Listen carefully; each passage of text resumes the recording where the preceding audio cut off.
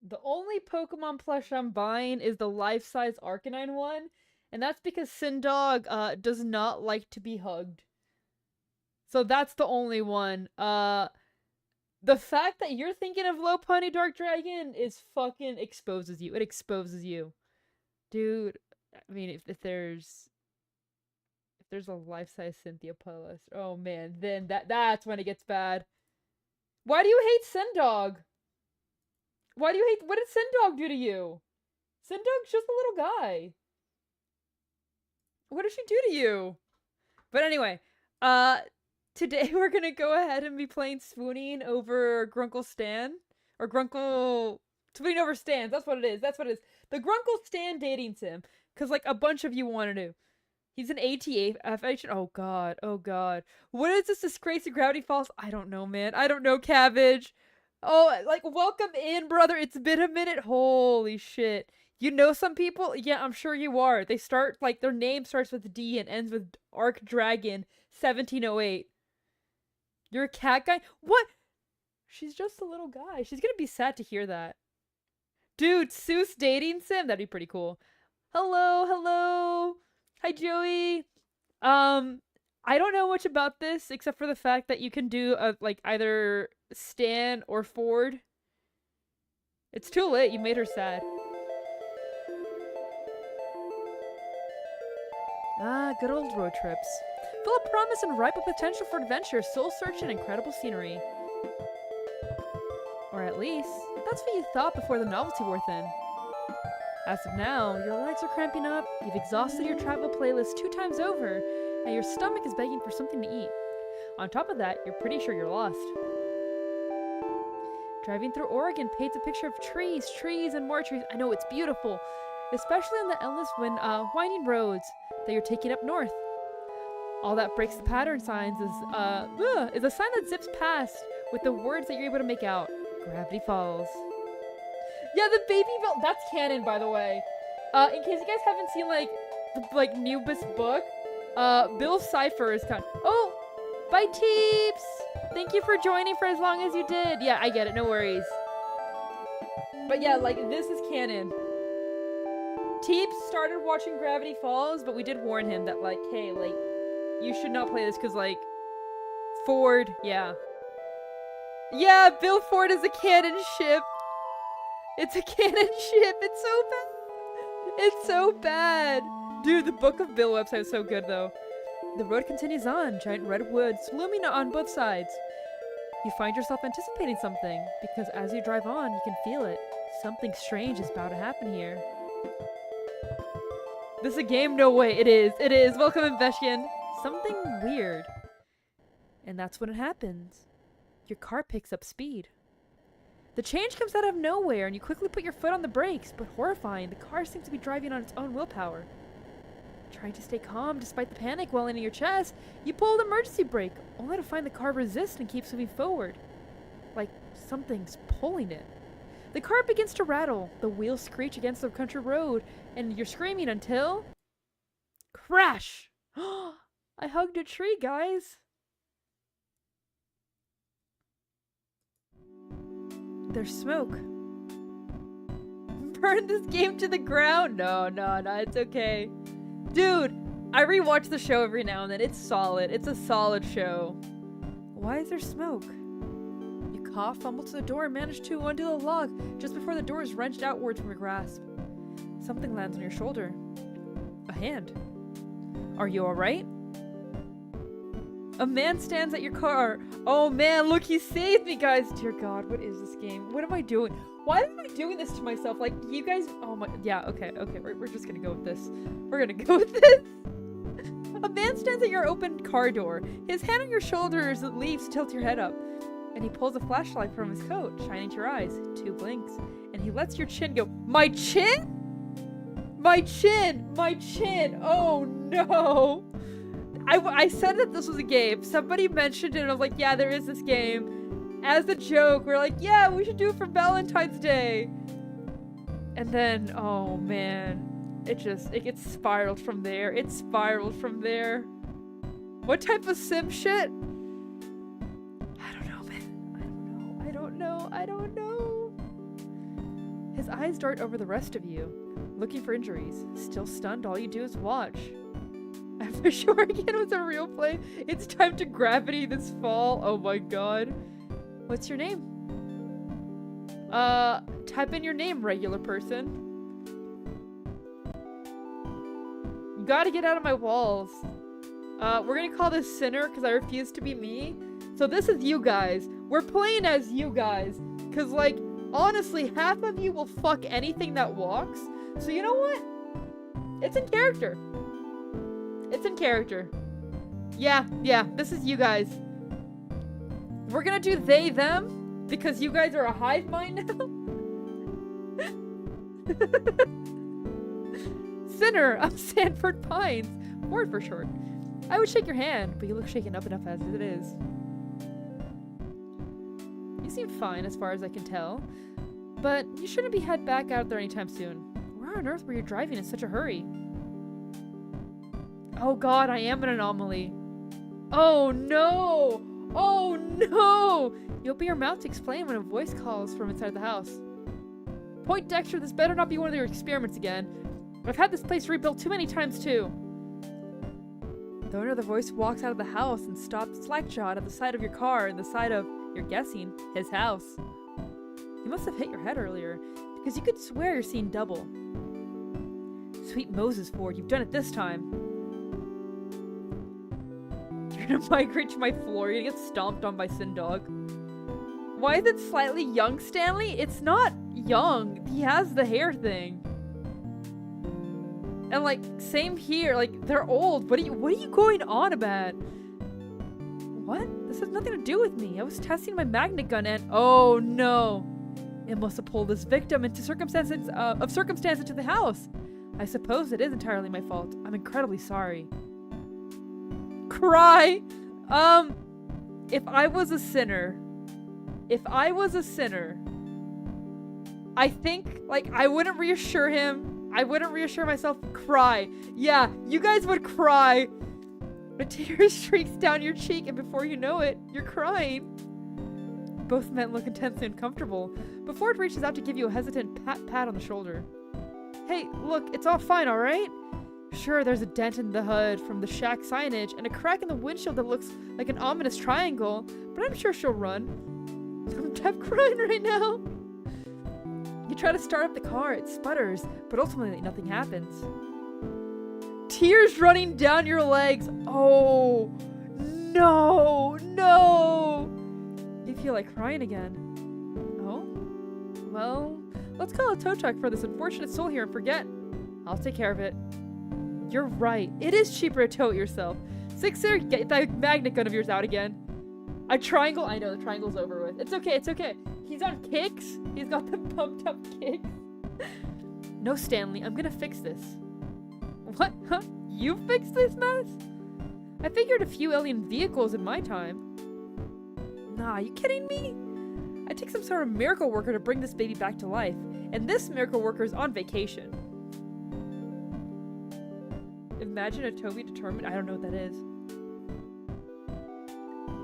Yeah, Cabbage. You know what?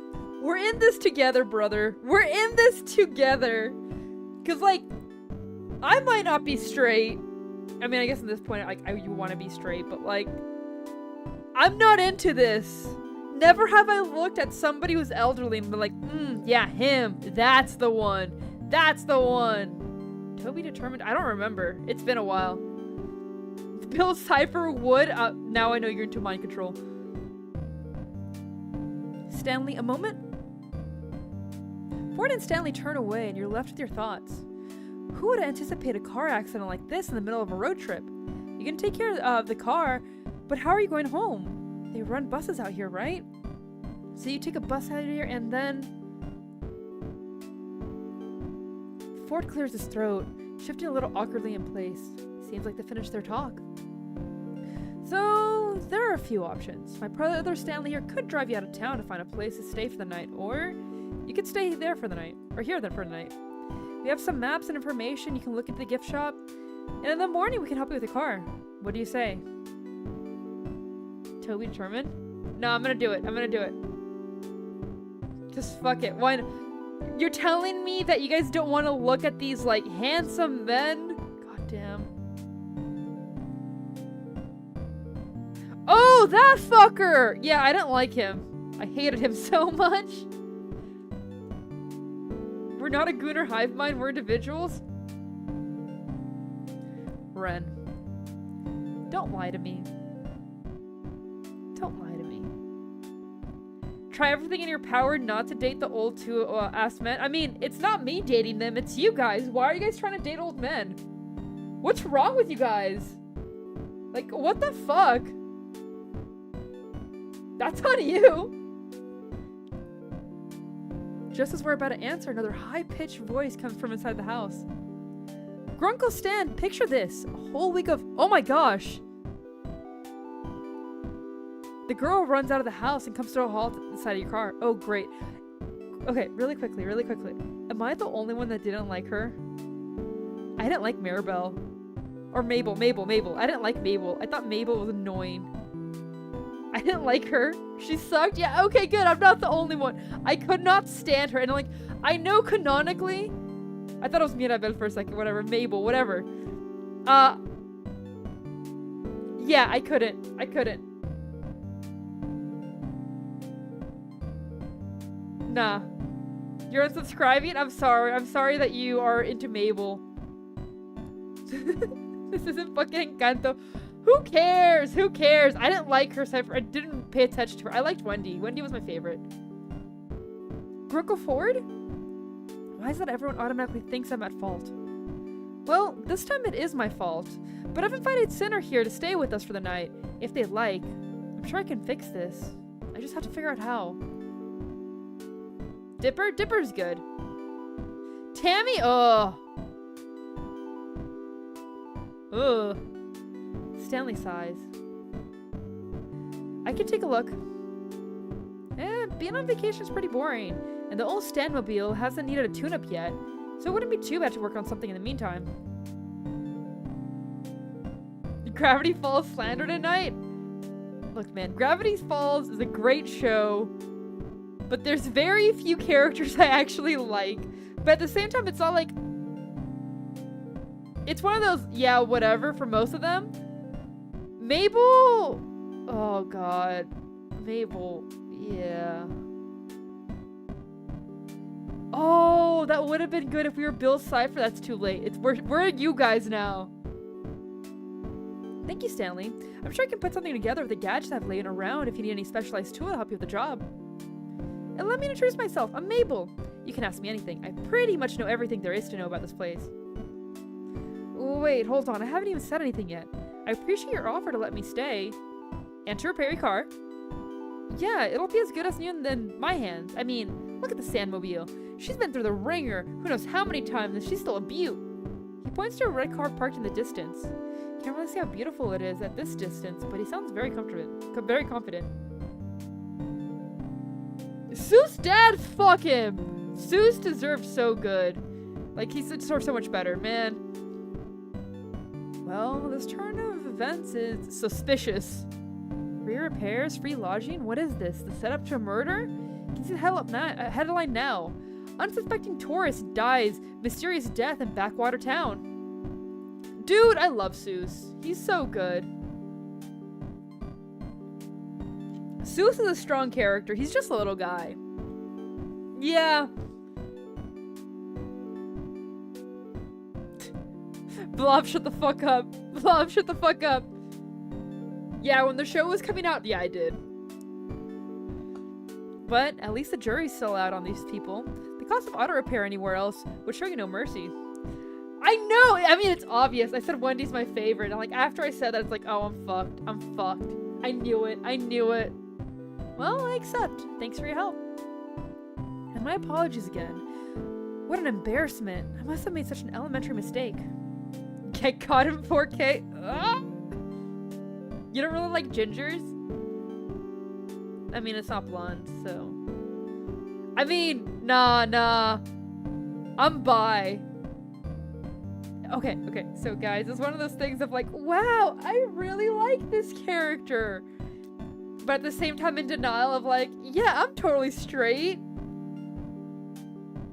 Yeah, sure you are. Sure you are. As the pines lead you inside the house, Mabel leaves her number on your phone for you to call whenever, and you find out that Ford's twin goes by Stan. This part of the house, but just outside the door, is the Mystery Shack. Hey, you ever been to the Mystery Shack before? I wanted to, actually. I saw a bumper sticker when I was on the road and got curious.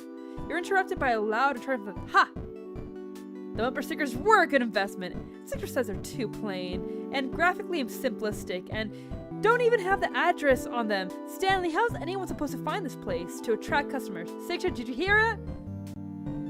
Well, they are graphically simplistic. I don't know how they found this place, let alone thought what was the Mystery Shack was compelling. I kinda liked it. See? They kinda like it. Hey, I like you, Sinner. How about I give you a tour sometime tomorrow, regular price? Yeah, okay, thank you! Thank you, that one guy! At least one of us! No, I do not have a Discord yet. I don't know. Stop calling me out. Tomorrow, then I'll have to squeeze all my get-to-know-you questions in today. Sinner, tell me, capybara, yes or no? At that moment, a boy passes in the hallway at the far doorway, and Ford calls out to him. Dipper, my boy, I'm surprised I didn't see you running out of the scene of the crime. Crime? What crime? I have an alibi. Oh, you have someone with you. I'm not suspicious at all. Did you guys see the car on the side of the shack, though? For a second, I thought the monsters were back on the garage. Yes. About that. Dipper, meet Sinner. I've, stranded their car here by accident. He's so freaked out. Yeah, you see a few of you. Okay, I'm good. I'm good then. I'm good. Twink boy? Did you just call Dipper Twink boy? What? Excuse me? Ford has only eyes for Wendy? Brother, cabbage, no! In a good way?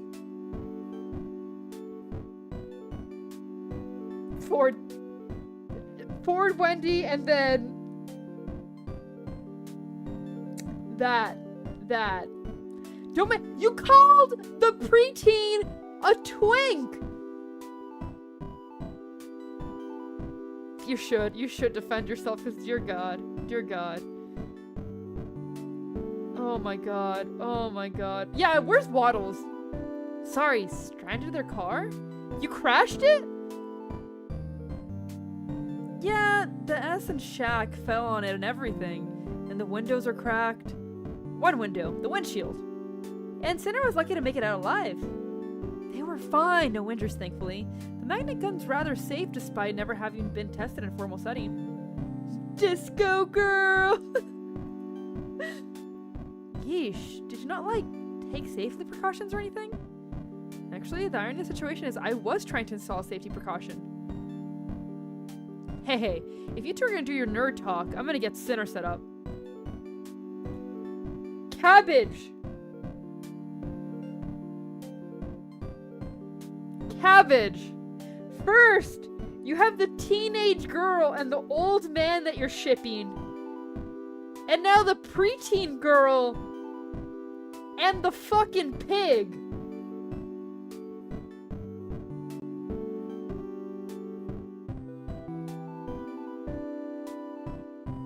Oh no, Seuss McGucket! Oh no!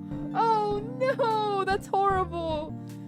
What is this? This is cursed. This is pure brain rot, set to the background of a visual novel. Oh, Blob, no! No! No! There should be laws against Pokemon. Oh, I'm just gonna move on. Mabel, sweetie, why don't you show Sinner around? Let him stay in, the storage room. That's still empty, right? I'll make it empty.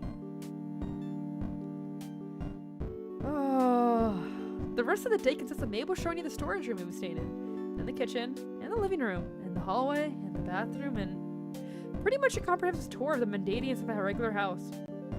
Eventually, you'll find out that the family is even more extended than you knew. The decorative doilies make a lot more sense knowing the grandmother normally lives here, and her grandson Seuss. Wait, Seuss lives here? Or was it Zeus? Whatever the name, you look forward to meeting him when he comes from work in the morning. What? When you go up to the attic, Mabel opens the door to reveal Dipper, nose stuck in his book, but you catch him occasionally glancing up to you as he pretends to read.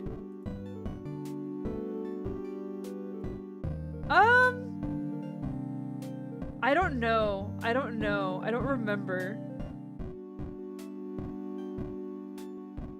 Who was supposed to be gay? Are you talking about Seuss? I thought he was.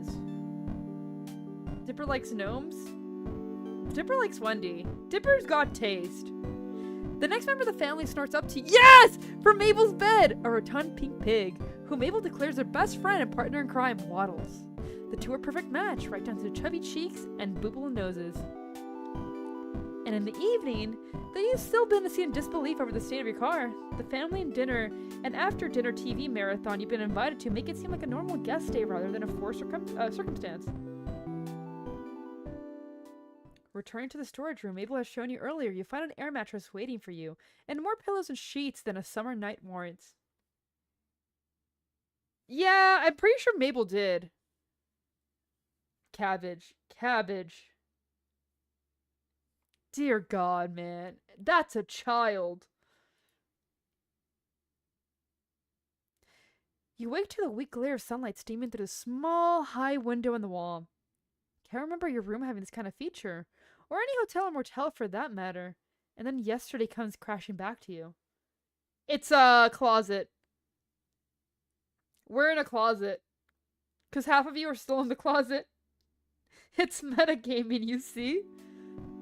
You glance at the time to see you've slept into the afternoon. Experiencing the accident yesterday must have left you tired out. Despite having assured yesterday evening that you were free to anything in the fridge, you still feel like you're imposing on the Pines family and try preparing as polite a guest breakfast as you can.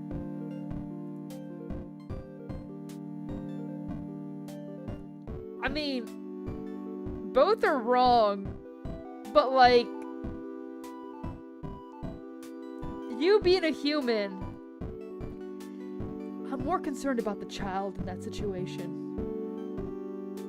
You wash your dishes in the sink before you leave, and just about you're about to exit the kitchen, you bump into Ford.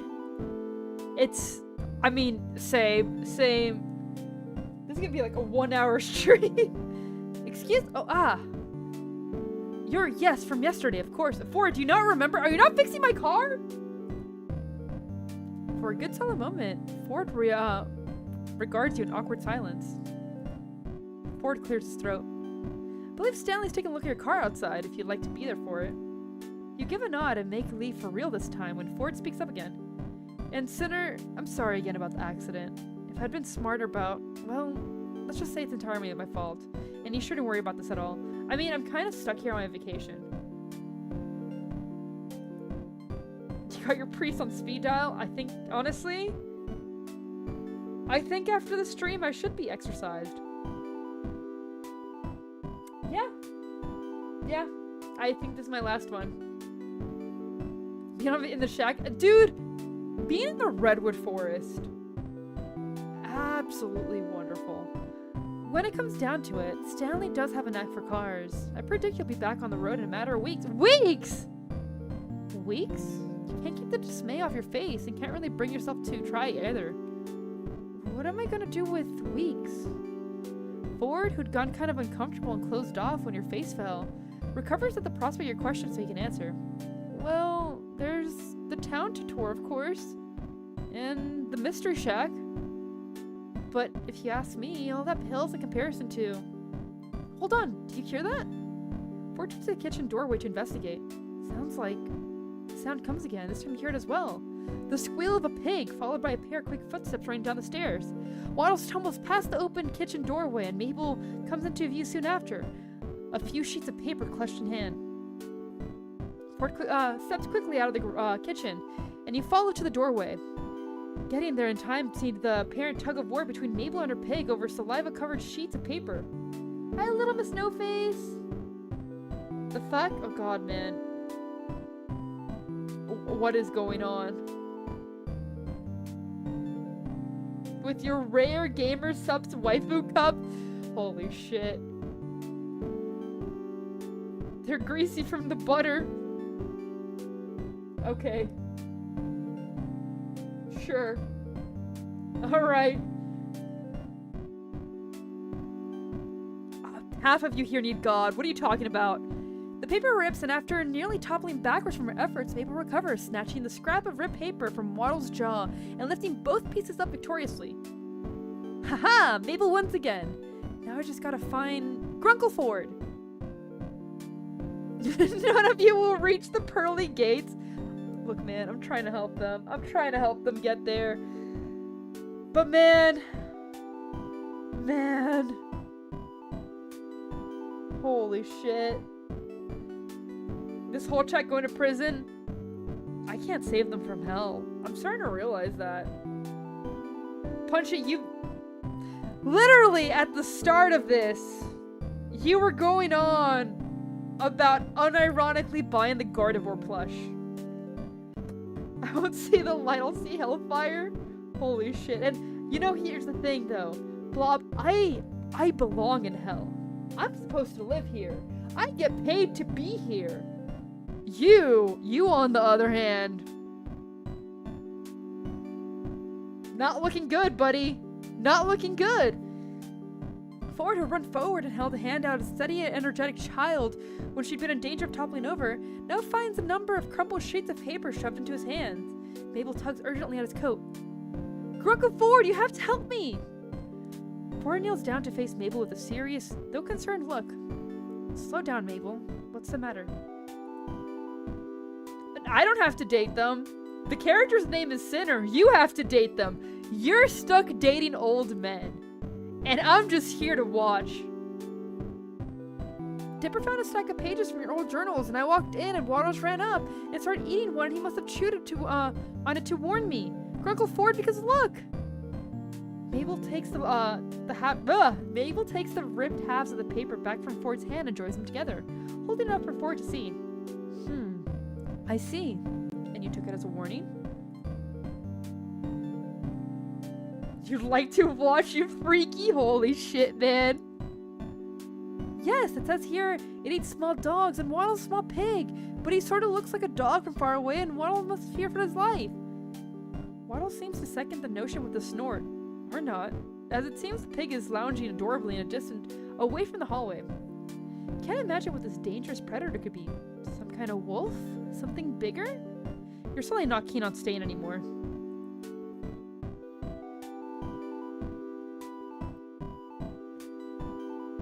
What is going on? What is going on?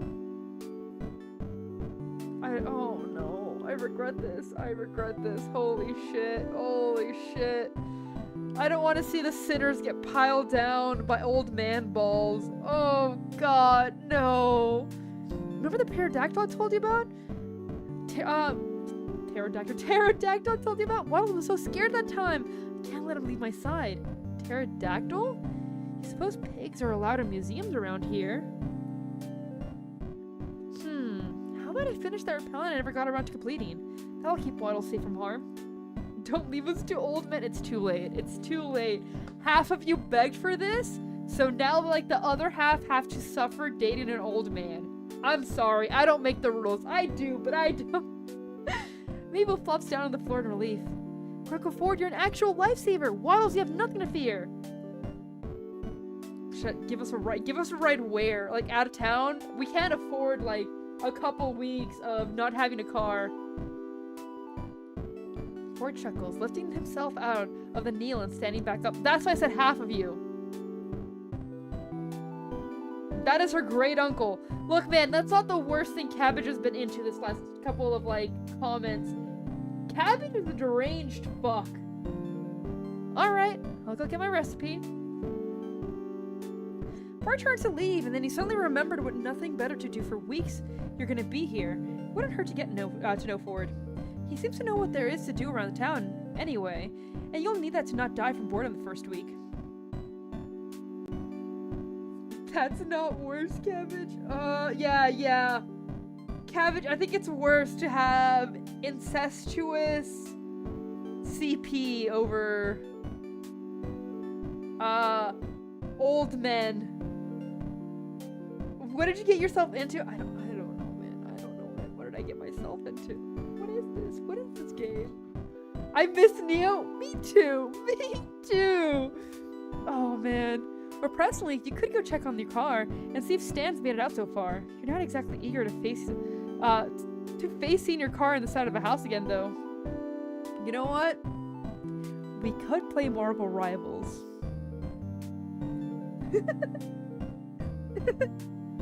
We could play Marble Rivals. Oh god, if I check on the car, I'm gonna have to go with Stan. And like, I'll be honest, if it's between Stan or Ford, yeah. I've never tried Baja Blast. That is my confession. I have never had Baja Blast. You smelled it? Oh god. Oh, psychic damage. Where's that cat that's like closing his eyes and like holding his head? Cause that's me right now. Holy shit. Okay, get to know Ford. You're gonna be sorry you made it here. That's the truth, cause dear god, good morning. Holy fuck, I'm sorry. Ford, wait. You need a hand in that recipe? I can handle it myself. You gotta get the I know, I'm sorry. Once I get the Baja Blast, I can be a real gamer. I don't even know if there's a Taco Bell near me. Are you sure you couldn't use a hand? Ford looks away then, and you follow his averted line of sight to Mabel, who just mouthed something that you couldn't catch. When she catches you looking at her way, Mabel gives you a 100-watt smile, the picture of innocence. Ford rubs the back of his neck. Dude, I think everyone needs an execution. I don't think therapy's gonna cut it. You're unironically drinking Baja Blast? Do they sell it in, like, stores now? I thought they did. Yes, I suppose I can accept some help. And with that, assured that Ford is on the task, you spot Mabel rolling away with Waddles into a living room. Before we get started, I suppose I should give you an introduction. Sinner, tell me, do you believe in the supernatural? They do that now? Or they do now? I don't know if I want to buy an entire case of Baja Blast. That's the thing, though. That's the thing. It's like Sprite mixed with tropical fruit mix. That sounds like garbage. But why would I want that? Like, if I wanted fruity Sprite, I can, like, infuse it. I can infuse it with, like, actual fruit and, like, some mint. You put some like raspberries, some strawberries, and some mint in there. Leave it for like an hour. Arson, you're supposed to agree with me, not them. Do I believe in the supernatural? Okay, personally, for me, it's like, no, but I want to. But like, dude, Arson wants to be Baja Blasted. Let him be a Baja Blasted. You guys gotta vote. Do you guys believe in the supernatural? Sinners believe in the supernatural? They think women are real! You know what? Yes. Arson makes a great point. Arson makes a great point. I'm sorry, there was gonna be a poll, but it's too late. Arson makes a point. You know what? Yeah. Well, you're about to come to face with with unexplainable yourself. You see, Gravity Falls is some quite unassuming backwater town. Much more lurks below the surface. Yeah, man, my dick is bigger than everyone else's here. Oh my god. Oh god. Yeah, I forget you're in college. Oh god. Good luck, man. Good luck. Ford pockets the crumpled journal papers and gestures for you to join him as he walks. You do, and follow him through the living room into the gift shop. Nah, I'm a 60-year-old man. I am Ford. He is literally me. For example, you must have heard Mabel mention the pterodactyl. Most would say none exist in the living world today, but I say, not if you don't know where to look. Ford reaches under the cashier counter and retrieves a packet of vintage-looking gum, inspecting it for a moment before slipping into his pocket. He looks around and thought. You've been summoned? Oh my god. Women are just seductors? What? Bro, why do Mormons and Jehovah's Witnesses hate women? Holy shit. Okay, but like, you can't say that like Little Miss No Face is proof that women are real when we literally have Divine Church of Cabbage here. Both aren't real, man. Both aren't real. No, I'm Ryan Gosling. Don't say women 3 times in front of the mirror. What the fuck? When did he mention Guatemala? What the fuck? Oh, there we go. There we go. No problem. Everyone's Ryan. Everyone's Ryan. Oh, yeah, here we go. Hold on to my explanation for a moment. I need to retrieve more supplies. No! They make me feel funny. And then the voices go away. Ford ushers you to the gift shop entrance, so you find yourself outside of the shack, then shuts the door behind you. Okay. We're gonna peer. You know what? You guys are nosy fuckers. Yeah, you guys are nosy fuckers. The glass is dirty enough that the silent hitting obscures your vision from the room within. You catch a gray and tan blur figure that must be Ford on the far wall. You lean too close and have to step back before you leave a conspicuous handprint on the window pane. When you look back, Ford is gone. You turn back around. You're just gonna stand on here until Ford returns. Not long after, the door opens behind you and Ford joins you outside looking no different than before. He must have stored whatever supplies he wanted to retrieve in his coat, but the trench coat falls too natural on his figure for him to be hiding much. Mentally unstable girls? Oh god. Have you guys seen the post? The like, I've cured enough, give me the mentally unstable Latina again? Cause holy shit, those always crack me up. Where were we? Ah, yes. Ford pulls a pen and a pad of paper from his quote, walking as he writes. Just about to head out, he stops and smacks his hand to his face. Oh shoot, 1 second. Last time I fixed her, but at what cost? Aya, please elaborate. What did you mean by this? What did you mean by this? Do I have short form streams? What do you mean? You want the long version or short version? I want the funny version. Whichever makes us look at them like, damn, and then just move on. I'm farming everyone for content. What makes you think there's a funny version? Because no matter what, there's always a funny version. There is always a funny version. The unhinged version is the funny one. Ford hurries back into the house, realizing he forgot one important component to his adventure. Butterfly net. Before you get the chance to ask, he strides out ahead of you, obviously paying you no mind. I've seen no mind to tell you what it's quite for yet. The pair of you walk to the shack, and down a well-worn path into the trees surrounding the house, sunlight peeking through the pines. He double-checks whatever he scribbled onto the paper, and tucks it to the back of his coat, seemingly infinite pockets. He stops and turns to face you with a definite nod.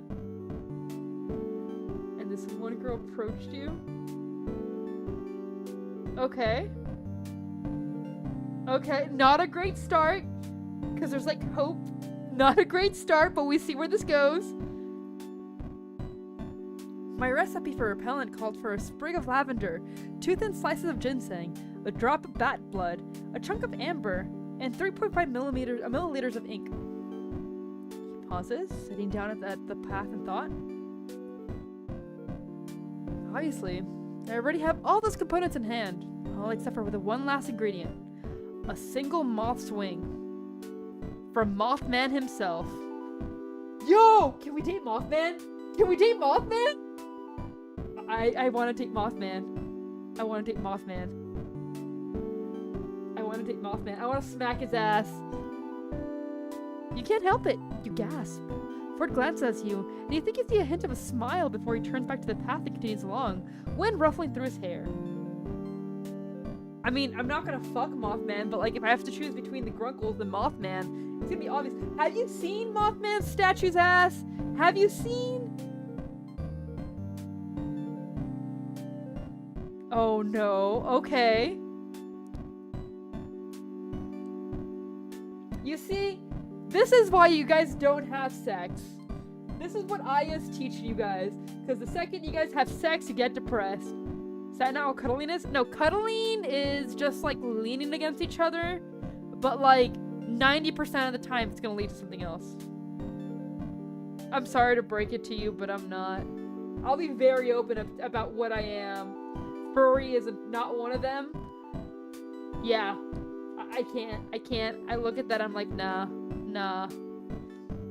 Yeah, like, his statue's ass has been... You know what? One second.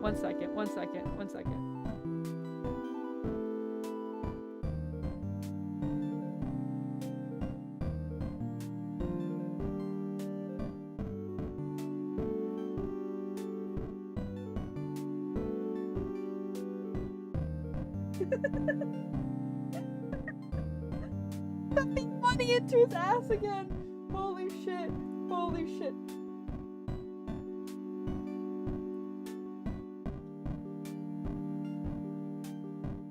One second. Oh my god. Okay, so Mothman's ass is an entire meme because of shit like this.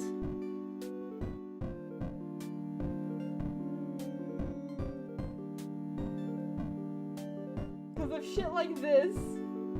This is what they do to his ass. I'm telling you. Oh my god. And that's why, like, if we have the choice between either of the stands or we go after Mothman, the choice is obvious. The choice is so obvious. Okay, where is this?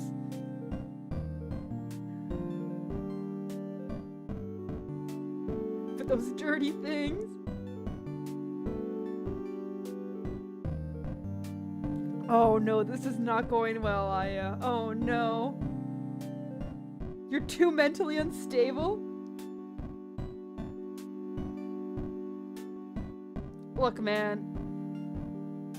Depression and libido often, honestly, mental illness and libido often go together.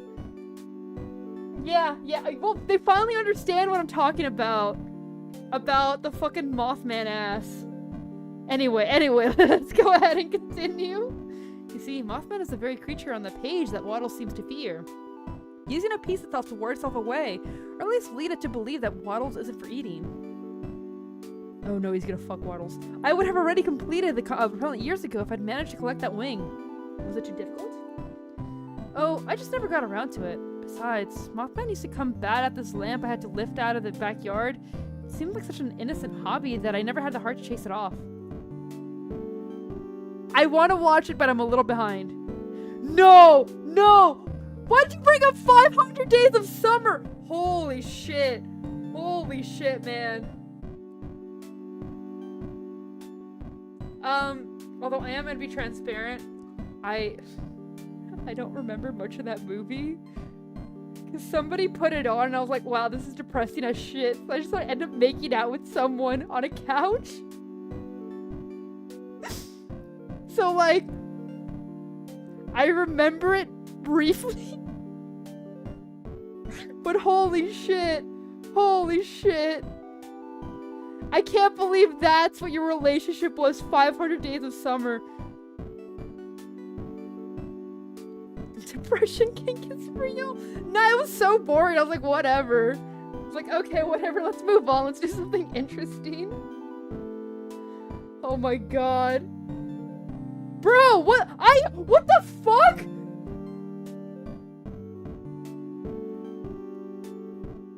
I'm sorry to hear that, brother. Holy shit. Oh my god. You know what? You can do better. Holy, that wasn't in the movie. Oh, narcissist. You fucking asshole. Oh my god. I'm part of your rehab. That's not good, man. That's not good. I shouldn't be part of the rehab. Holy shit. But if it brings Mabel into our pig a piece of mind, the time has come to finish this. Sunlight filters through the trees, causing a dappled shadow across Ford's coat as he leads you in front of you. Oh man. Dude, I shouldn't be anyone's comfort streamer, because dear god, I'm so fucked up. Like, I don't encourage you guys to be better people. It's worse.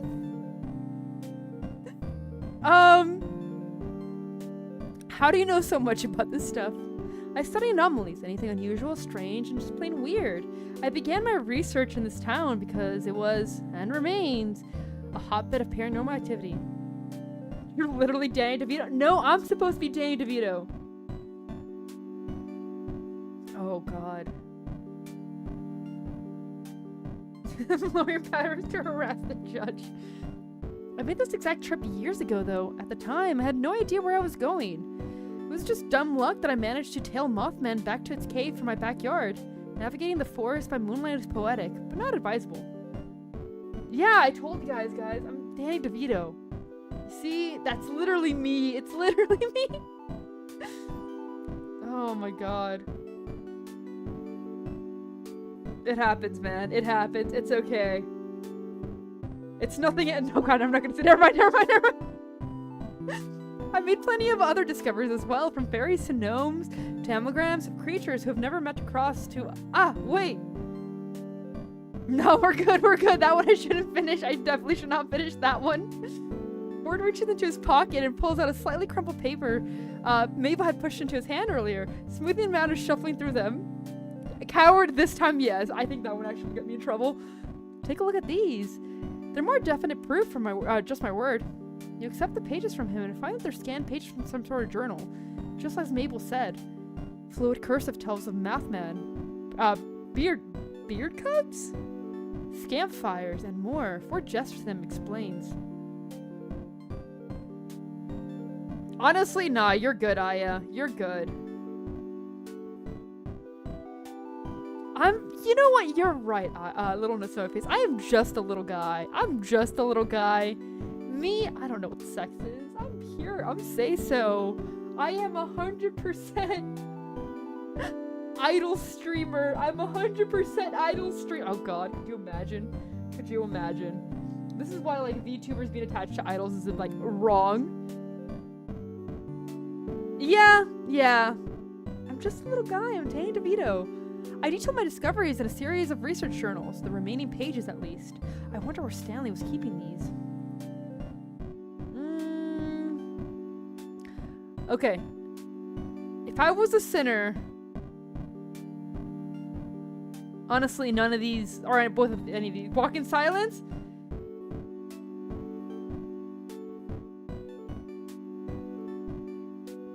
Do we walk in silence or do we actually respond? I was gonna go with dangerous. That's all I think is like, let's get dangerous. Therapy's for rich people? Dude, therapy makes me uncomfortable. I don't like talking to a stranger and be like, these are my problems. Like, bitch, I know my problems.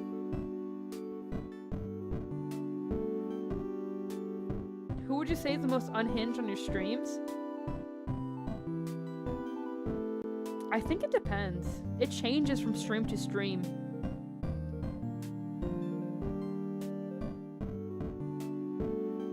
Yes! The hidden restroom, Danny DeVito?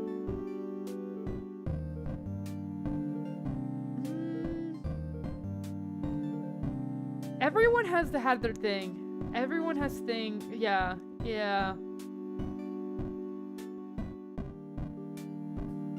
Alright. We're gonna go with the dangerous thing. Oh, extremely. Somewhere worse. Dangerously annoying. The Ford seems to find his own comment amusing. It doesn't fail to notice you're at ease. I do have weapons in case things escalate, so there's no need to worry. You brought weapons? Not many. I have a stun gun, my fist, and my sharp wit.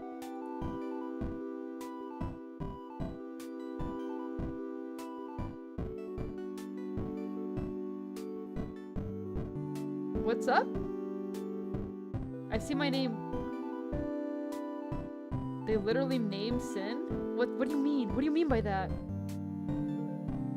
It's just another story. Oh, okay, I see.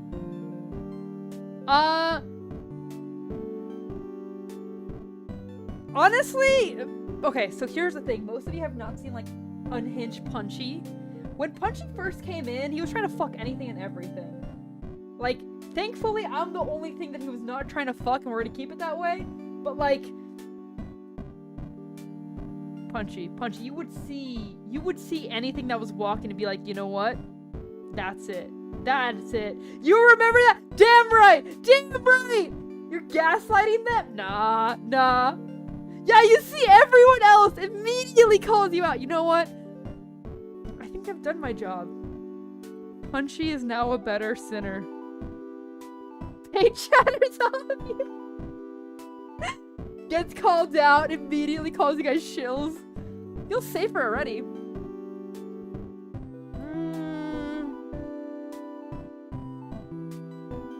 Let's see. Let's ask him about the creatures.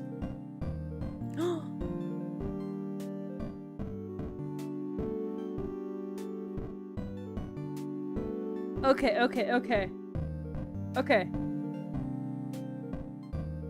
We can go. I want to know what a gremlin is. You were glad you missed that era of Punchy? There's a few of you who calmed down as you've entered. Ah, a rare specimen that I've steered clear of when accompanied by others.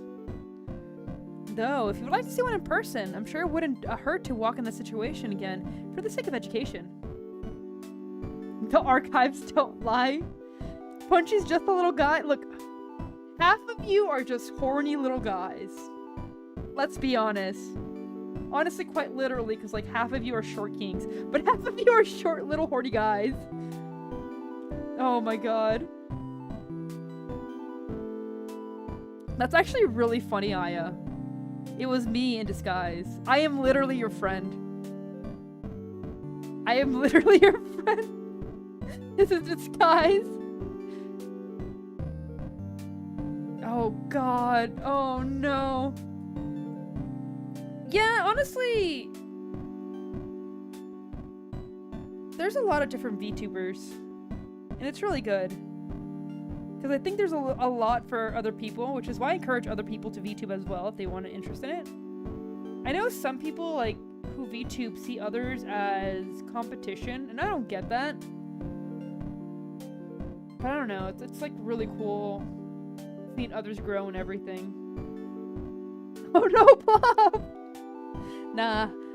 Honestly, there's very few VTubers that I don't like.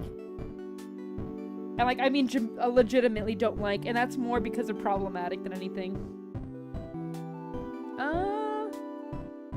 Let's see.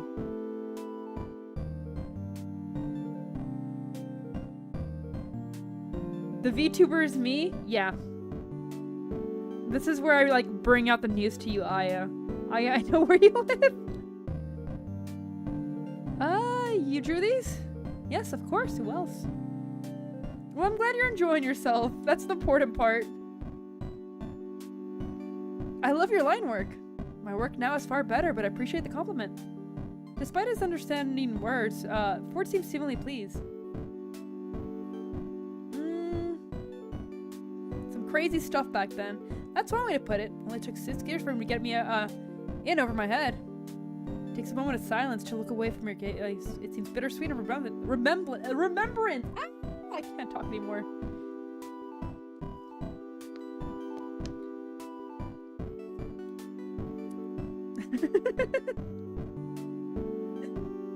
Dude, I fucking love Dog just being stuck in the fucking glue trap. Yeah, VTubers are a mixed bag. Yeah, I think, okay, so here's my opinion of VTubing. I think VTubing is a good way to put yourself out there without risking yourself or your privacy, which I really enjoy. And like, I know this is completely unrelated to the game, but I won't say every streamer though. The reason I say that is like, no matter what you do, I can be whoever I want here and not worry that if someone hates me, they're gonna immediately like find different things about me just based on my looks and all this other shit, or like my relations or anything like that. That's scary to me. I can just be a little guy on the internet. I'm just a little guy and have fun. And I think at the end of the day, that's why I really like VTubers, because like, they're just having fun. And that should be part of it. Why didn't you bring a magnet gun? Thought it would be prudent to leave its magnetic fields alone for a while I have the time to optimize it. Yeah, it's a lot of fun, Little Miss No Face. I recommend it. This casual talk into literal hell. Oh no. I teared up when he said it's blobbering time. Dude, the Fantastic Four in the game is so stupid. I love it. You see, I was trying to widen the area of magnetic influence, but it's been a while since I last worked with the gun. I need to refamiliarize myself with the inner workings. My guess is I switched a wrong wire or two, and instead narrowed the beam. I like to see how it works sometime. He's so useless. Dude, he's just he just disrupts everything. And then like Johnny Storm, honestly Johnny Storm kind of sucks.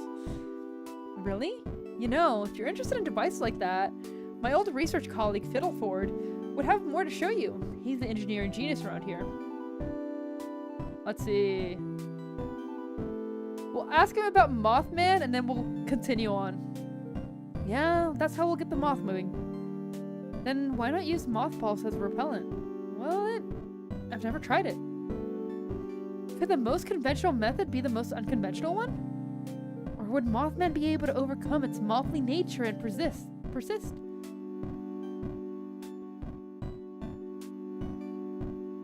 You want to become a VTuber because you're inspired? VTubers you watch beforehand included. Well, I hope you're able to do it. It's a lot of fun. Nah, that makes me happy, Aya, because like honestly, more than anything, I just want people to have a good time. So, you do you. I know Punchy's just joking. Punchy doesn't really think you're a paid chatter. Punchy knows I don't have enough money to pay chatters. That's the truth of it. Alright, let's walk in silence. Suddenly, Ford puts an arm out in caution, slowing his pace. You narrowly manage to not collide with him, but take a good glance around and see nothing. Look, there! You see what looks like a bundled up plaid shirt moving along the forest floor. Wait, is that a beaver's tail? It looks like... You get paid for being funny here?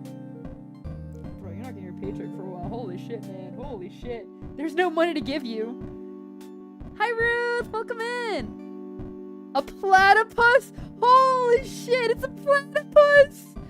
What are you doing all the way out here? Don't you mean a platypus? Ford shook his head with a grin. I meant what I said. It's a platypus. A platypus. Ford moves into the crouch, but stays at a respectful distance, following the small creature. You watch him, and after a moment, you make his actions.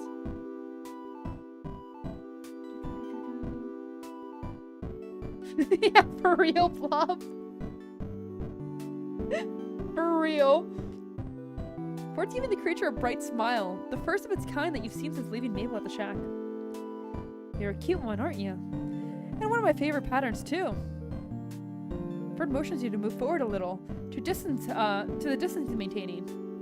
If I were to rate the oddities that live in this forest on a scale from least to most annoying, these little guys would get immunity. They've done nothing wrong, and I appreciate them for it. As the two of you watch in quiet appreciation, the platypus ambles into the underbush and vanishes from view.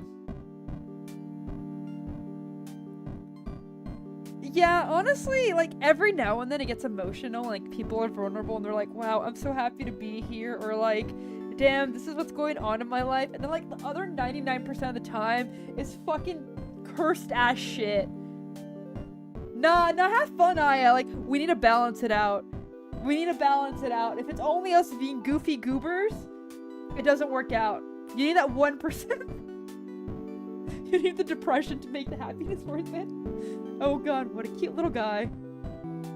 Ding Gangnam Style on a karaoke stream, bro. You're too late.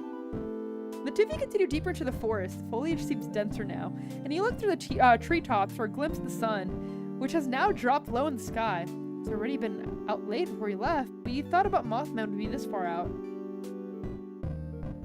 Curtis was the most normal one, and then he started being himself, and then I realized, like, you know what? He's one of us. He's one of us. In chat, Effie has been the most normal. But I know what he is. I know what he is. Oh, man. One of us. One of us. Yeah, that's the only reason why. That's the only reason why. He's lurking usually. That's probably how he's asleep. But he's usually lurking. Almost as though he's read your mind, Ford answers you. Mothman is rather reclusive and such, lives deeper within the forest than bolder creatures like gnomes. No, what do you mean? No, I said he used to. Curtis used to be like that, but I still love him. Curtis is great. What are you going on about? Are you alright? Huh? That is, are you tired at all? Should have asked sooner. It's just been a long time since I've traveled with anyone new. Stanley, tends to speak his mind without my asking.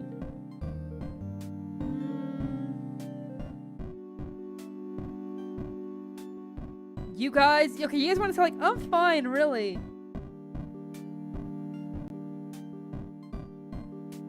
He even asked what hate fuck is? I mean, look, man. Well, I'll put a poll up because this one I can't really... I'm gonna put it as A, B, and C in order, okay? Oh, wrong one. I put a Q&A instead of that.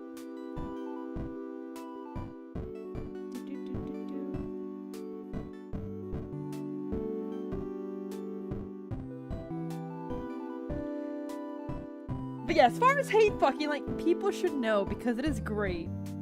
And, like, there's some great doujin out there. There's some great doujin out there with that. That's all I'm gonna say. Wait! You guys are gonna say I'm fine, really? Wow. Wow. Okay. I guess you guys are fine. I guess you guys are fine. Glad to hear it. Still, we still have some time until sunset. Let's wait here in the meantime. We're not a freak shut-in, Sin? Okay, but like, you guys are pretty open. Hi, Nate! Welcome in! You guys are pretty open about what, like, fucking bothers you. I wouldn't expect to be like, I'm fine. I would have expected the second option. Do you think we're all in a wheelchair? Punchy, why do you think we're disabled? Dipper stand. Wait, the fact that you're putting Dipper first, Dipper's the top. Holy shit. Holy shit. Still, let's wait until sunset. Let's wait here in the meantime. Is this what you do for fun? What's up, Blob? What's up? Okay, we are all kind of... You know what? Yeah, we are all kind of disabled. I can't even fight that. Yeah, like... Yeah, I can't fight that at all. Is everyone here disabled? Who isn't disabled? Who do we need to, like, shoot so that way you guys can join us? Who are we shooting? Who are we shooting? Okay, Ruth first. Ruth, okay, we're gonna shoot her in the back of the...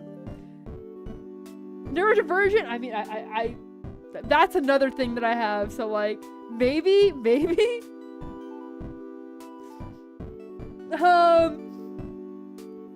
One guy? Okay, we shoot one guy too. Actively shoot the chat. You are absolutely disabled, Pizza. The spectrum is on me. Honestly, like, yeah, I'm there, Little Miss Snowface. I'm the, like, not diagnosed, but pretty sure. It's so stupid. Pizza right now is the most disabled out of all of us. Yeah, okay, that one guy. Yeah, okay, you don't get shot. Take the gun of disability. I mean, a regular gun shooting you in the spine definitely. Have you guys not seen First Class? Have you not seen X-Men First Class? Oh my god. Saving my niece's pet from possible danger? No, not really. I mean, what about trips like these in your research? They come with a certain thrill, and I do enjoy my research, but one of the most favorite pastime, Dipper tells me it's actually grown quite popular recently, is playing Dungeons, Dragons, and more dungeons. Do you play D&D on free time? Like D&D. Oh no! Oh no! This is just that one guy! Holy shit! I hate the fact that, like, here's the thing, Cabbage. Both Dip Mabel and Mabel Wendy are things that fans have, like, put out there into the world. I believe Dipper's prepared a campaign. He thinks he would really stump me this time. I'm incredibly excited. The moment of the sun touches the horizon through the gaps in the treetops. 4 gestures for you to Didium. You hadn't noticed, but you'd been resting within a short distance of a small clearing that holds a cylindrical stone marker. The stone marker bears intricate swirls carved into the surface. Ford reaches into his coat and produces a packet of gum from earlier, opening and dumping the piece out on his palm. Oh god. Gum? Yeah, thanks. Sure, we came all the way out here to wrap a gum at sunset. You accept the stick of gum.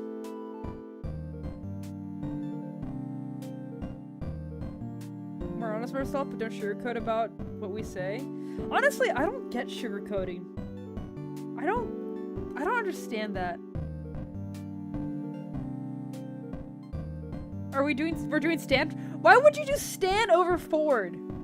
Penguin, why would you do Stan over Ford? I want to know that. Why? Also, who swallows gum? You put it in your mouth to chew it.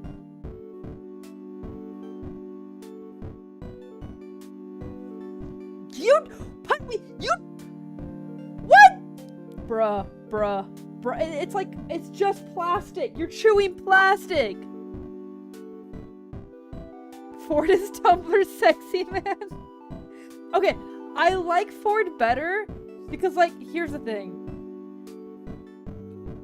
Stanley, he's doing his best and shit, but like, Stanford, he's the scientist and like doing all the shit. Yeah, I know it passes through your damn guts, but like, why would you? Like, it has no flavor once you're done with it. Why would you? And his best is not enough. Holy shit. Punchy's a Stan hater. He unwraps a now empty gum package where Leo is hiding a small piece of parchment, folded into act like a lining. He smooths it out against the stone, holding it under the deep orange-red light of sunset. What the fuck is going on? Let us continue. Ha ha ha ha. Ba-doop-boop. You step closer to look over Ford's shoulder. The parchment holds detailed drawings of the swirls carved into the stone, documenting every crack and surface. As you watch, the golden cursive unfolds itself onto the page, seemingly fueled by the sunset's warmth. I mean, yeah, we are playing the Gravity Falls dating sim, so like, it could be worse. But that's okay, because I named it Sinner, which means it's not me, it's you guys. Lechuga! Holy shit. Oh, that's lettuce though, not cabbage. Such a place Mothman doth rest. But please don't disturb his nest. If kindness do seem to see something doth bereft. Ford left the parchment a little higher to prevent his shadow from obscuring the rest of the line. Follow that nature and turn left. I think we turn left. I think so, Sinner. We press onward. Waddle Sooms? What? What? Yes, yes. Good luck at the gym, Penguin. I'm proud of you. Left has you to dimly lit cave, which Ford seems to remember well. Except last time he was here, it was pitch black since he arrived in the middle of the night. From the depths you hear a faint sound of dripping water, echoing off the cave shadows, shrouded walls. You slow as your eyes attempt to adjust to the low light. Have you guys ever been to a cave at night? It's so fun. I highly recommend it. Ford pauses in front of you, reaching into his coat for something. Hold on. I have a flashlight in here somewhere. The cave has never received much natural light, you see. There might be a bear. I mean, have you considered, like, giving it food? Double bacon? Holy shit, brother. He rummages further and you see a couple of dice, the pad of paper from earlier, and a quill. He has some custom packet work going on in there too. And he bet one of his coat's inner pockets has a pen protector in it. Cave diving in the dark? Dude, I'm enjoying all the cave diving memes. Here we are. At last. Allow me to... Darn, out of batteries. Also, like, okay. Cave divers, to me, like, not to insult anyone, but holy shit, they seem like the stupidest people to me. Why would you do that? Why? Like, what's the benefit? Wait, I think I have one. Oh no! Oh no! Scum is cave diving in the chat! You pull out your phone and turn on the flashlight. The light is small, but it does its job. Huh. You saved your hides here, Sinner. I was about to pull out my matchbook. With your light getting your way, you and Ford move further into the cave, which yawns wide around you. It isn't until a sliver of natural light from the entrance disappears that Ford speaks again. Cabbage times Punchy? Oh no. Are we shipping Sinners now? What type of cave dives? Like, cave diving. Like, going into small holes in the middle of caves to explore caving. And then, like, 90% of the time, you get it stuck there. And, like, it's at the silliest name. So, everyone will always know for the fact that you die. What? Satan's asshole? No, it's not even that. What was the, like, one that was really bad? Funny cave that killed man. Nutty Putty Cave! Nutty Putty Cave, that one! Nah. No thank you. I don't want to be shipped with anyone here. But yeah, somebody died at Nutty Putty Cave, and like, imagine like, people going up to your wife and being like, sorry to break it to you, but John died at Nutty Putty Cave. And you're like, kids are like, wow, Nutty Putty? What's that? And like, your wife is just like crying. It's like, bruh. Bruh. I think I would kill someone. If, like, I got shipped with half these people, then, yeah, there'd be a murder. Have you heard of the Portal to Hell? There's a few different ones, but yes, you're talking about the endless fire because of the natural gas.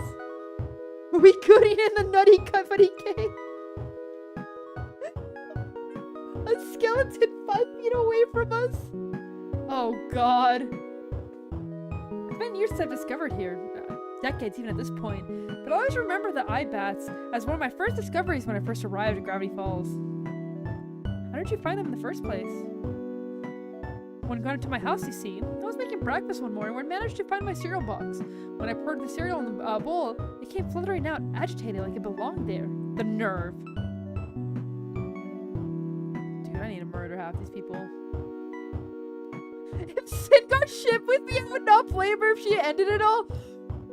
No, not blah blah. We gotta hold your steam higher. We gotta hold your steam much higher. Self-esteem needs to skyrocket.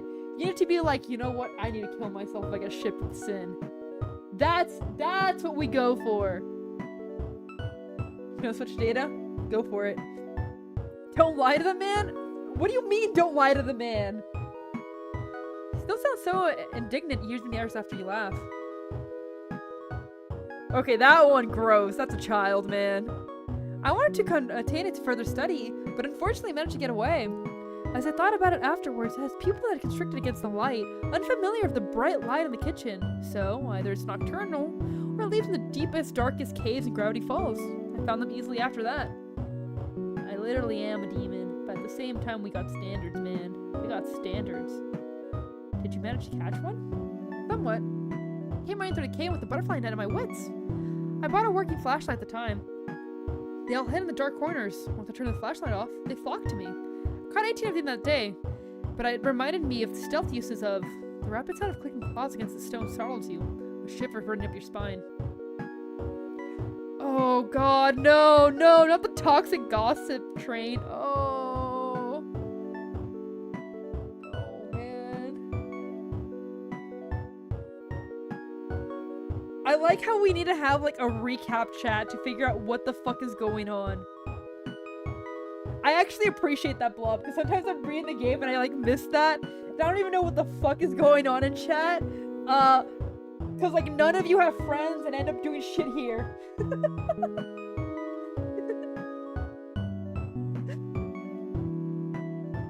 The dark. You turn off your light. Forge taps your shoulder and gestures you to keep moving forward. Eventually, the narrow passage widens into a large room. Freaky Dinky's back. What do you mean? What do you mean? The darkness shrouds the source of the dripping water from view, but as your eyes adjust, you squint to see a strange winged shadow. A shadow with eyes that glow red in near darkness like rubies. Your breath catches in your throat as you realization comes over you. Congratulations, Cabbage. Kill yourself. Oh man. Yeah, there we go! Blob! You know what? That's ego boosting. I actually support that one. You be happy with yourself, Blob. I like that one. I like that one. Someone has recapped the game. What are we doing here? We're trying to get Mothman's wings, so that way we can, like, protect Waddles from Mothman. You should love yourself now! So stupid. Ford is apparently fairly close to you at this room. You find when he speaks a few inches from your shoulder. Catch the shadow's arm weighing out like a wide arc, like he's introducing you to. Sinner, I'd like you to meet the Mothman. He whispers, but even in the dark you can see him grinning excitedly at me. Ford looks between you and the Mothman, apparently hoping for some dramatic reaction. Your speechlessness seems to satisfy him. Don't worry, it hasn't noticed us yet. Don't worry. Oh yeah. Here's the plan. You make contact with Mothman and I. Pulls out a butterfly net and a large lidded jar. Now where did that one come from within his coat of mysteries is lost to you. We'll capture one of the 100 moths that comprise it.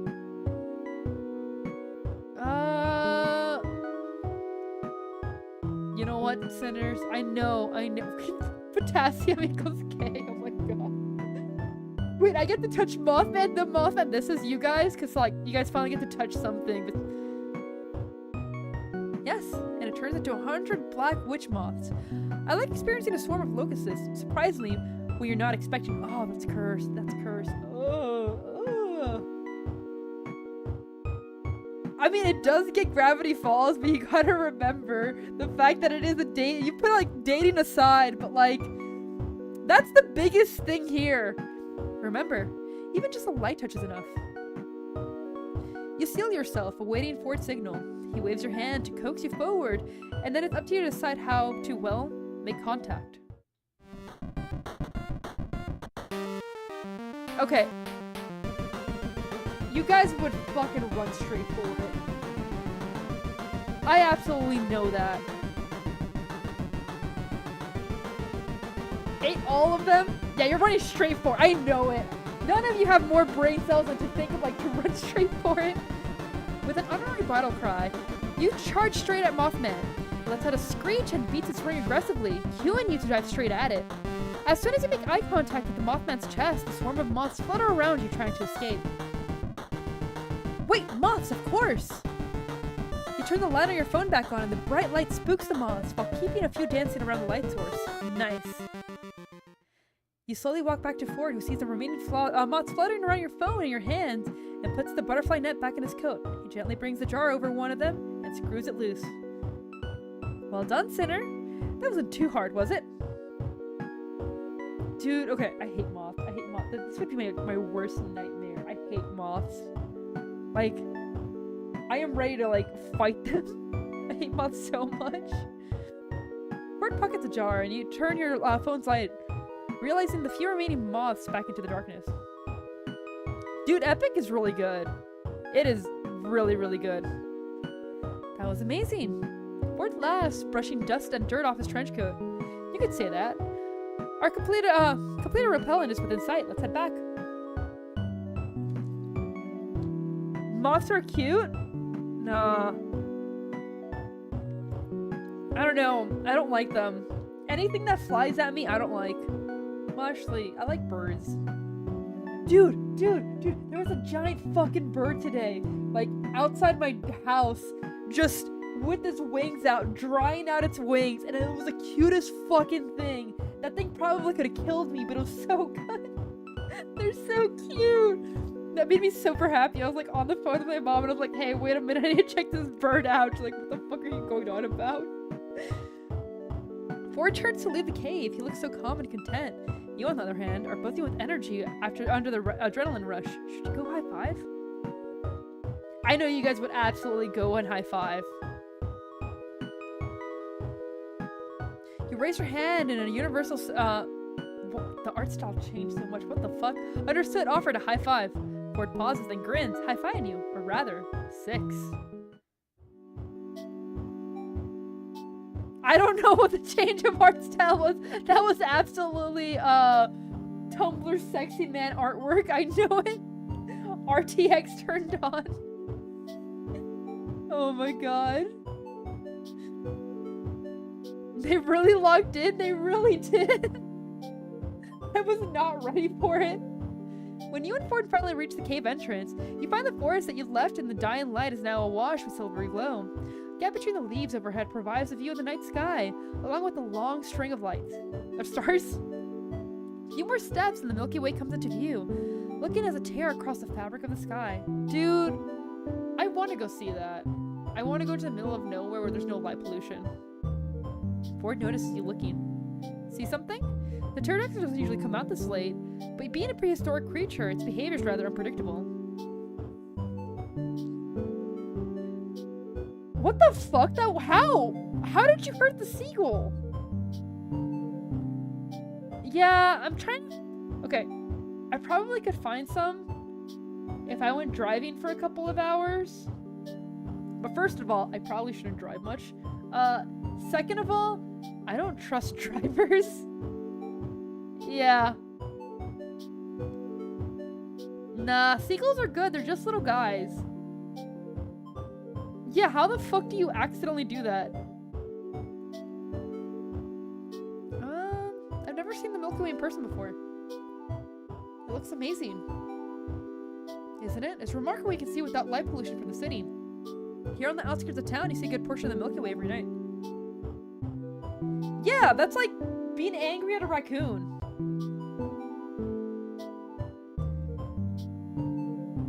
He gazed up into the night sky. A whole year has passed, yet it feels strange to see the sky I recognize. What? Oh, hiccup! No, don't tell me I have the hiccups! I'm chug water.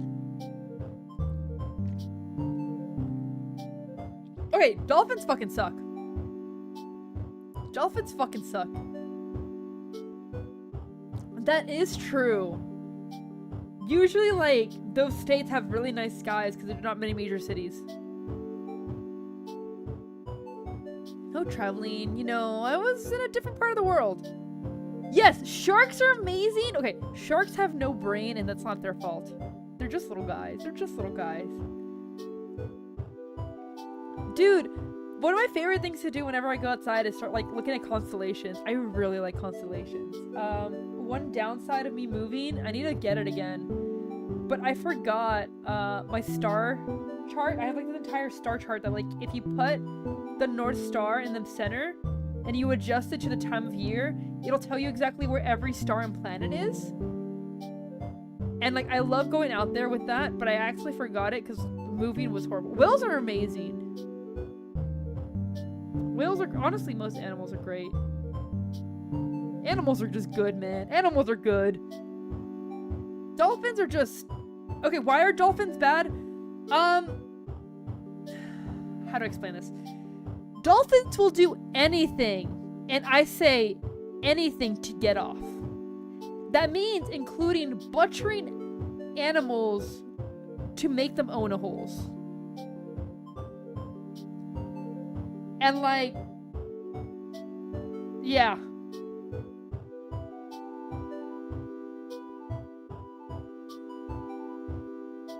Yeah. That's what happens. That's what dolphins do. Literally, dolphins do that. Everything does not do that.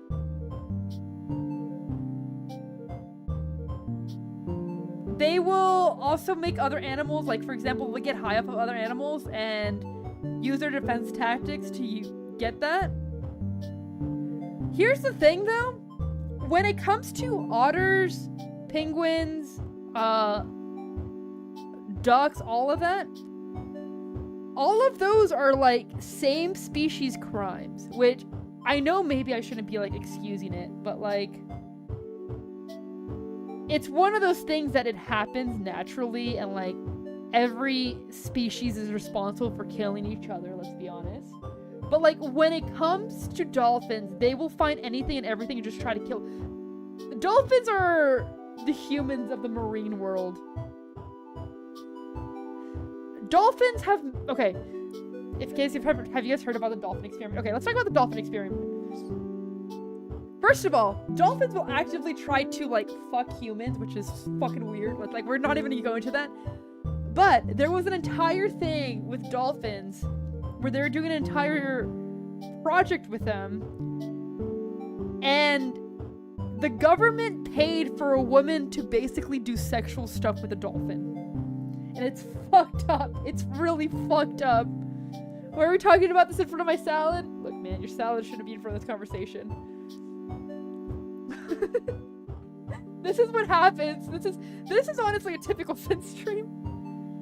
Yeah, they wanted to teach dolphins English and they were rewarded it with sexual favors. It cost millions. It went nowhere. They stopped the project and the dolphin got suicidal. That's how that ended. It's fucked, man. Yeah, let's go back to gooning over the old man. We both stare up into the sky in a comfortable silence. For a few mere moments, the quiet of the forest settles in, along with the distant sound of flowing water. You find yourself surprisingly glad that Ford has accidentally pulled you here. It's one of the best moments you've gotten to experience. Yeah, he got addicted to white woman hand jobs. Oh my god. Oh, Bob! No! Just like me, for real, for real. Holy shit, can't believe my god! Can I draw a femboy human dolphin so y'all can hate on them? I mean, we already hate on them. What are you talking about? Oh god. Oh god. Okay, we gotta move subjects. At the corner of your eye, you see Ford looking at you instead of up. But when you tilt your head back, down, his attention is elsewhere. Eventually, you two come to a wordless mutual agreement to continue on, and you're walking again. You'll have to show me the other creatures that live here sometime. You're glad you said so when you look over your shoulder and find that Ford is pleasantly surprised to hear it. His chest puffs out with pride. You just want an excuse to draw femboy dolphin? Holy shit. Oh no. Of course, maybe we'll get that spot from Hide Behind. Or tag along with Dipper when he next visits the multi-bear. The what?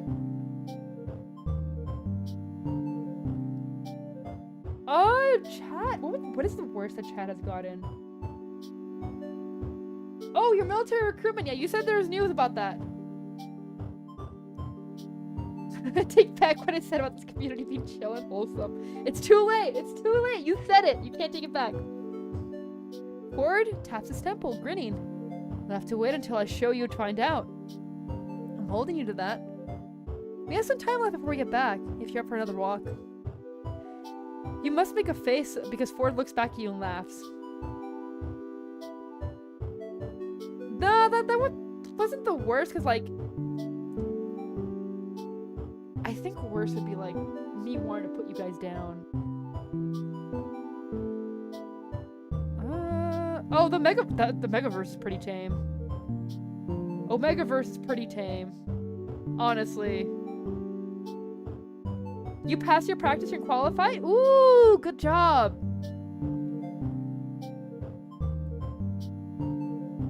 You're waiting for a date? I see. I see.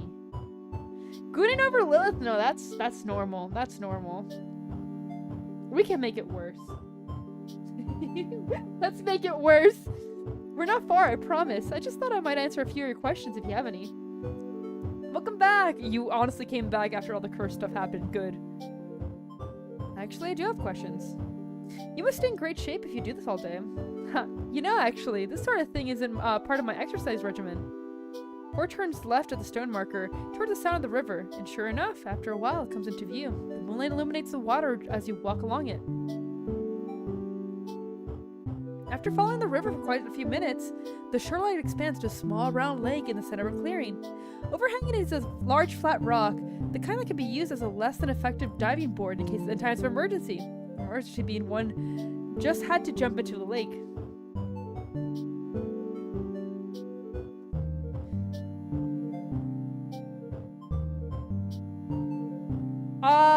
I see some part sounds like you're having some thoughts about my day. I am proud of you, but as somebody who works with veterans, I'm always concerned for anyone who goes into the military. If that makes sense. If it's something you want to do, you have fun. And absolutely go for it. I'm not going to stop you. There are some people who are great in it and do very well. But I always worry for anyone entering, because it's one of those things that, like, I see sometimes it failing a lot of people, and that's my only concern. So, happy for you and worried for you all at once, which I think is a fair assessment. Oh god, Blob, why did you tell Sarah that? Why did you have to tell Sarah that? Yeah, like, it's one of those things, like, as Punchy said.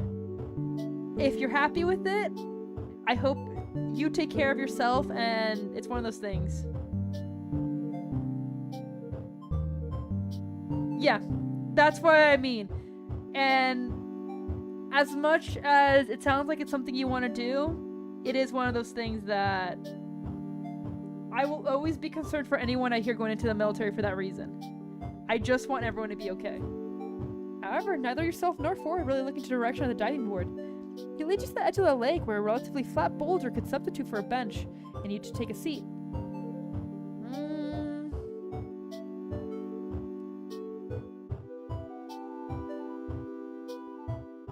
Oh god. prickly, not pickly. You're small enough to fit inside the cockpit? Wait, is that a thing? Do you have to be like a certain size to fit? I mean, I guess so, but like, is like a normal height person not that? We're gonna ask Ford about the stars, mostly because of myself, because like I'm obsessed with stars. I really like stars. Yes, Ford stands a favorite constellation. His answer comes faster than he expected. Orion and Ursa Major, without a doubt. What about you?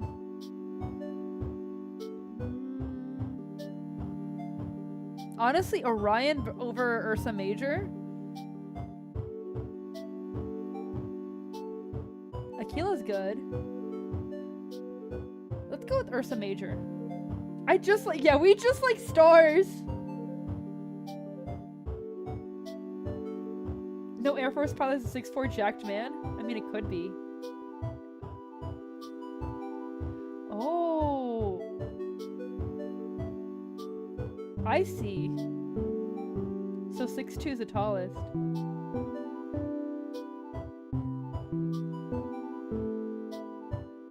Well, if you need some tips, the good thing is, I think that's the main one. The main place that the Air Force trains, there's some good food there. That's all I'm gonna say. There's some good food there. You're 6'3", so you won't be able to be a pilot. But I mean, there's other jobs in the Air Force. Yeah, I'm gonna go with I like stars in general. So in a sense, they're all your favorite. The creatures. You said to wait, but can I at least get a preview of what I'm getting myself into? I'm negative 14 feet and 23 inches trust. Oh man. Bruh. Lower than a corpse. I don't know. Okay, here's the thing. I work a lot with military, but I know nothing about the military itself. Like, people are constantly telling me like this and that. I don't know what a marshal or an MP does.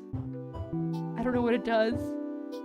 Not content to leave them to discover yourself? Well, has anyone told you about the gobblewonker? The fuck is a gobblewonker? It gobbles your wonker? You start taken aback by the name, but compose yourself when Ford simply raises an eyebrow. I don't think so, no. Not even the tourist guide? Does the office even read my letters? Ford mutters to himself about updating the tourist guide to warn against local dangers. He sighs with frustration that's reserved for bureaucracy, but soon's lightened up at the prospect of getting to introduce you to another strange creature. Goblins and wonkers while you sleep. Oh my god. She'll gobble on my wonker till I Ford. Oh god. Honestly, there's a lot of different jobs that you can do in the Air Force. It's kind of impressive. You can train the dog. Actually, if you guys don't know, you guys can actually, people in the Air Force have the main dog training center at one of the Air Force bases. So you can absolutely do that. That's one of the career paths. Just remember that. Do you want to train the military working dogs? You can go ahead and like spend your entire time with crackheads that are at the Belgian Malinois. Holy shit, they're so cute, they're so stupid, not a brain in there, durable as fuck, and just bite. Alligators, they're so good, they're so good. Well, the gobblewonker is a large sea creature that lives in this very lake. One could say it's our version of the Loch Ness Monster. My old research assistant apparently saw it at some point. He said it was large, gray, and scaly, with a long neck like a giraffe. You wouldn't have any outsightings yet, have you? It's only been 24 hours, but my first encounter with the strange occurred shortly after my arrival as well. Not apart from today. Well, don't count that from being the norm, Sinner. In fact, the norm is a laughable concept here. Ask about his family. So, who is Seuss? Ah, the handyman, Seuss. He's, well, I'm not sure what he is exactly, but Stan gave him the rights to conduct his business for the shack. So he spends his day giving out tours, selling merchandise, fooling the townsfolk, giving no refunds and the like. It's almost been 2 hours. Who wonking they willy? Please don't wonk your willy in chat, man. At least don't announce it. We ain't going to have it with this one. Oh no. Oh god, title drop! It's like a curtain call! I may not have been around the original Mystery Shack very often, while Stan was still running it, but I believe Seuss is doing the brand good, name good. About the Mystery Shack. We yapping a lot. We yapping a lot, to be fair. We're yapping a lot. It's a typical Sid stream. We just keep going off topic. Dude, Toy Story should have ended a long time ago. Self-goon is just masturbation. Self-goon is absolute self-masturbation. It's just that. Ah, yes. The Mystery Shack used to be my house. Once upon a time, and now it's a tourist trap. I'm glad for what it's become as a home. I just wish it wasn't offering so offending to each of the senses. Okay. I have a question for you, Sarah Dees. Call me a masturbator because I'm masturbating. If I goon at rule 34 of my VTuber, is it masturbation? That's my question. That I need to know. There's too many Toy Story movies. There's too many, honestly, sequels. I don't like sequels in general. Self-love is important. It is. Damn.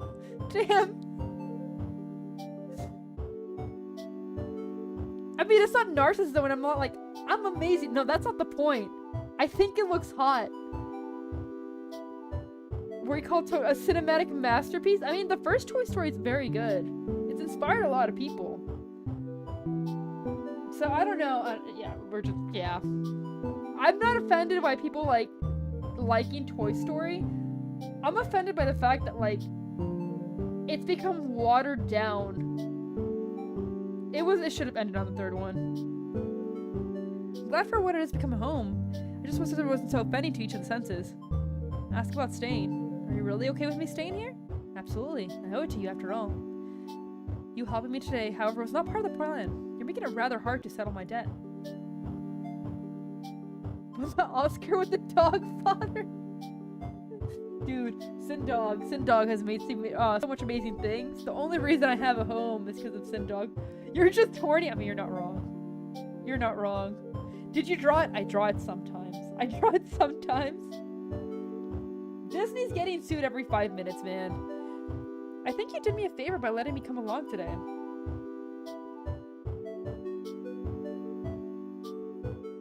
Nah, Gardevoir is not for me. I don't get it. I don't get why people are like, oh, this is like, nah. How's it be? We barely progressed. We keep getting off topic. The two of you share a smile. Ford looks out across the lake in thought. Yeah, I know. I haven't probably not played Valhalla in a long time. I'm sorry. I'm doing this. If it doesn't have abs, you don't want it. I mean, that's not it. You don't know what I'm into. But like, actually, the more you guys look at them, you guys definitely don't know what I'm into. Sinner, I must admit, I didn't want to take you with you earlier today. I thought I'd be walking myself into an uncomfortable social situation. So did you, to be honest. Nah, here's the thing, scum. We already agreed last stream. I will do, once we have the entire Discord up, we will do a Peggle stream if 5 of you make like realistic but something worthwhile exercise goals and meet them. If you do that, we will do the Peggle stream. What was your type, Asuka? Masato 2. Masato's good. Welcome back, Aya. Mega Baffy's not here. Mega Christmas, he'd be so excited, but it's not for him. Oh my god. And you did well out there. Not many tourists could handle the kind of task we completed. This is the potential to have gone disastrously. I mean, Butterfly Net against Mothman? Easily a 3% success rate. Sometimes the more Ford speaks, the less reassured you feel that it's all, until all that's left in the distance unease. You smile and nod anyway. Mega Santa gangbang! Oh, I forgot about that! You got news? What's up, Pizza? The two of you sit in another moment of quiet, night air, pleasant chill around you, until Ford again breaks it. We should head back now. I'm sure Mabel wants to hear we've been successful. Calm down, Bluff. Oh god. You stand and give Ford a hand up from the makeshift bench. Ford takes the lead, and soon you're no longer able to catch sight of the lake you once glanced back. Ford gradually adjusts his pace to yours, walking side by side with you in a companionable silence all the way back to the shack. What's true? I'm waiting for it. We're all waiting. Peaks, a hurry. We're all waiting. Almost there.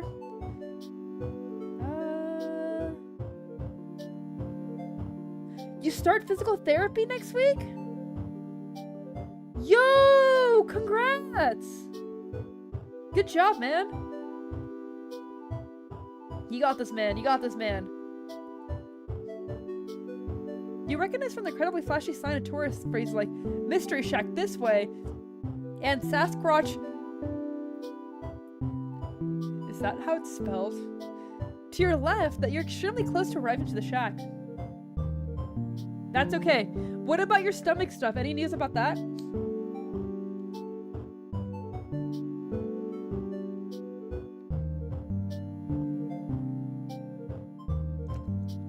What the fuck? What the fuck? Pixels in the chat. Yeah, man, you got this. As you and Ford leave the tree line, you see bright lights shining on the porch. You make out the faint outline of the kids' shadows as they run through the house and emerge in the attic window. Mabel pushes open, leaning out. Grunkle Ford, finally! You guys took so long! I had time to cover waddles and macaroni! Why would you do that? I have my reasons. Did you get the thing? Yes, and I'm coming inside so you can stop shouting. Sinner, come along. We have a pig to save. Never back down, never what? Ford strides into the shack, a man on a mission. You grin and follow, but not before taking one last look at the night sky. Yeah, maybe your stay won't be too bad after all. There's nothing wrong? Holy shit. Yeah, that's not normal. We need you for the tactical mission and headed into Sin's home. The dog's gonna bite one of you guys and I'm not gonna stop it. Back inside the shack, the grand conclusion of your expedition to Mothman's cave is spritzing Mabel's pigs with a newly finished turn until the poor piglet reeks of lavender. You see Mabel and dip her head up to bed, looking sleepier than usual as a result. Something about lavender so soothing to senses that you crash out fairly soon afterwards, face first into your makeshift bed. Randomizer! Welcome in!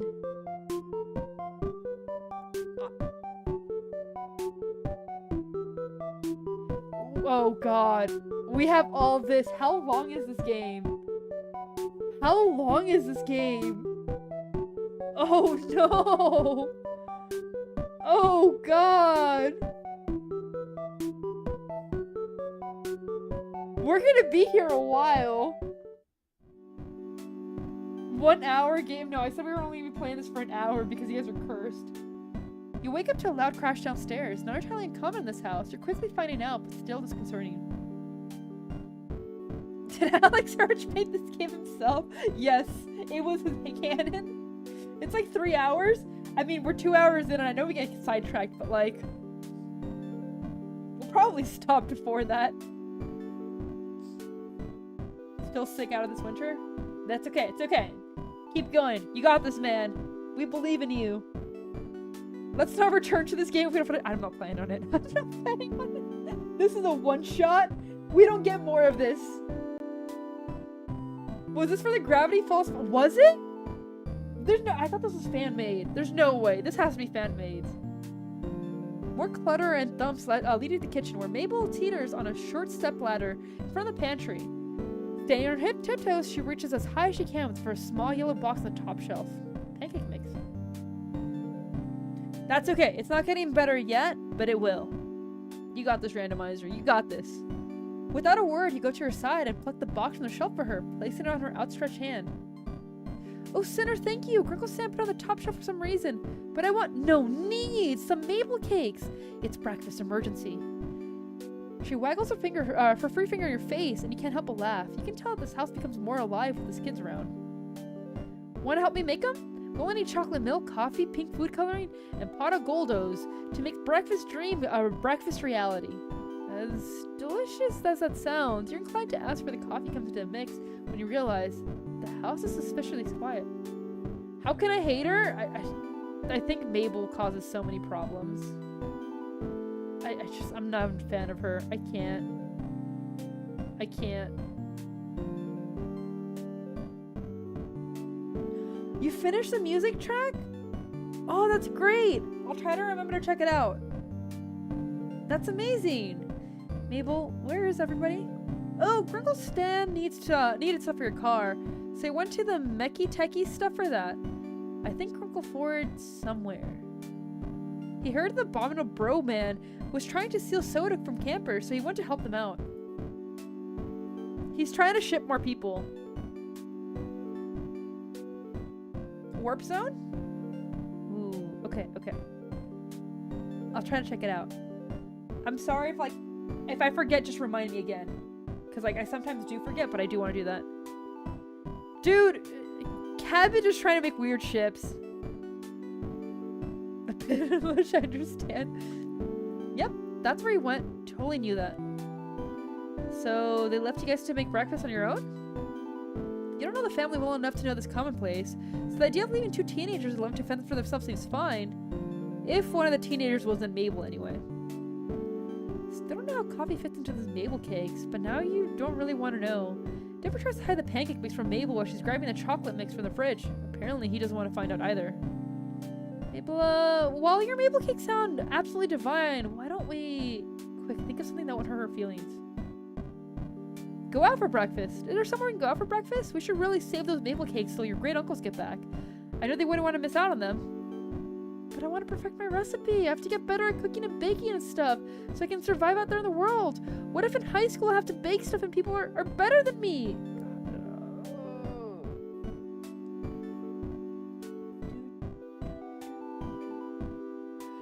If they don't work, just remember you can look up randomizer's name. It'll appear. Yeah, I don't like her. Mabel looks very agitated, tugging at her hair with both hands. If I can't make the perfect Mabel cakes, I can never be on Bad Dreams Dining. I gotta impress Gerald Rambo and Sitter. It's my destiny. Dipper, can you cook? Maybe Dipper can help make something different? We should save Mabel cakes for another day, a more special day. But Sinner, Mabel is still standing on the stepladder, reaches up and squishes your cheek together. Her wide eyes stare into your soul. Every day is a special day with Mabel cakes. You glance at Dipper, making a please help me and I'll buy you breakfast face that you hope he understands. Wait, you found it? Good. Bro fumbled the tomboy baddie? What's going on? Oh, him? I mean, to be fair, he was never gonna get Wendy. He was never gonna get her.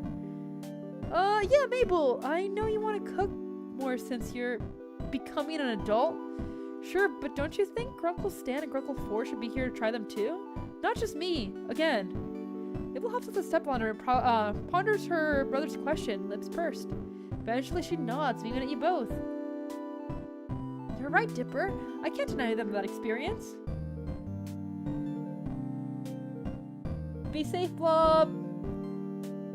You give Dipper a thankful smile over Mabel's head as she puts ingredients back in the refrigerator. He grins back at you, rubbing the back of his head. You wonder if he got that one from his grunkles. That's clever. Now that you think about it, great plus uncle means grunkle. Oh my god.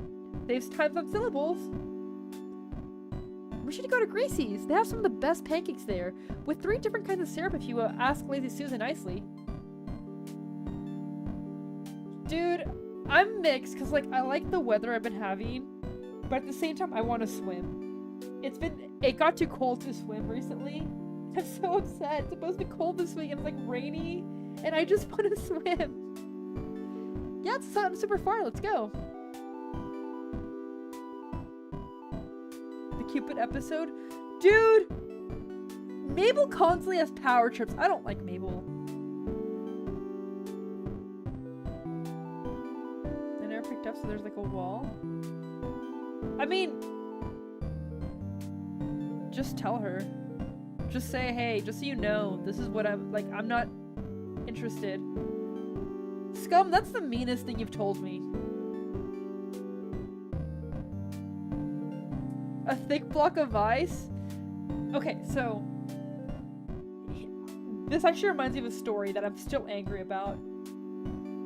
When I first moved into the community where like my mom still lives and everything, I went in there and like they were just opening up this pool that like this huge ass pool. It has like a lazy river, has like a kid's pool, had a lap pool. I was super excited.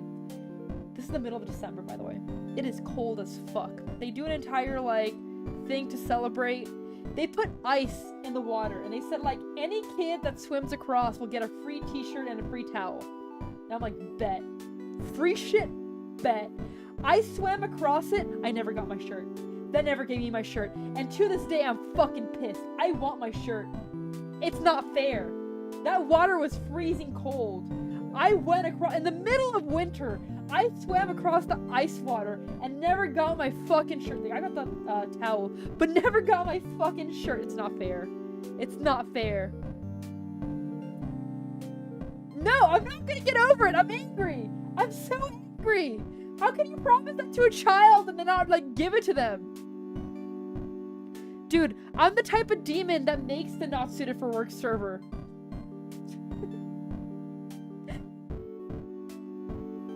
Oh my god. You're not gonna claim any wife from this game? I don't think you want to. Lilith is peak. Holy shit. Holy shit. Why would I want any singles? That's the problem. You can't really say that one because it doesn't work. I don't want to date anybody. I'm happy where I'm at. Kids are about to head out of the kitchen when you realize something. Wait, aren't you gonna leave a note for your grunkles about where you're going? Oh right, good call. Dipper scribbles out a note for Stan and Ford and sticks to the front door of the shack with one of Mabel's stickers.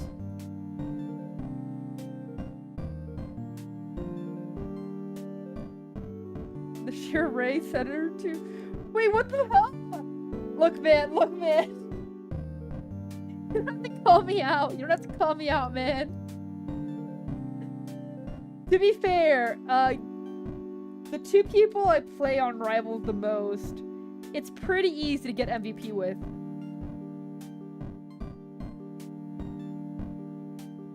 Look, man.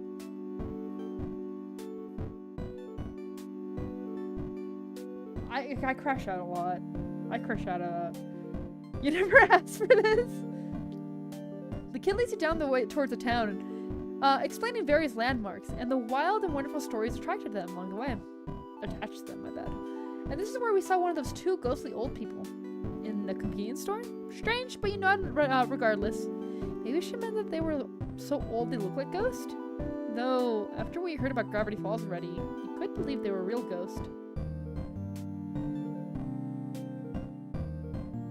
But it popped out of my recommendations for some reason. Oh no. Why are you trying to... Stop trying to, like, get cultists out of my thing, man.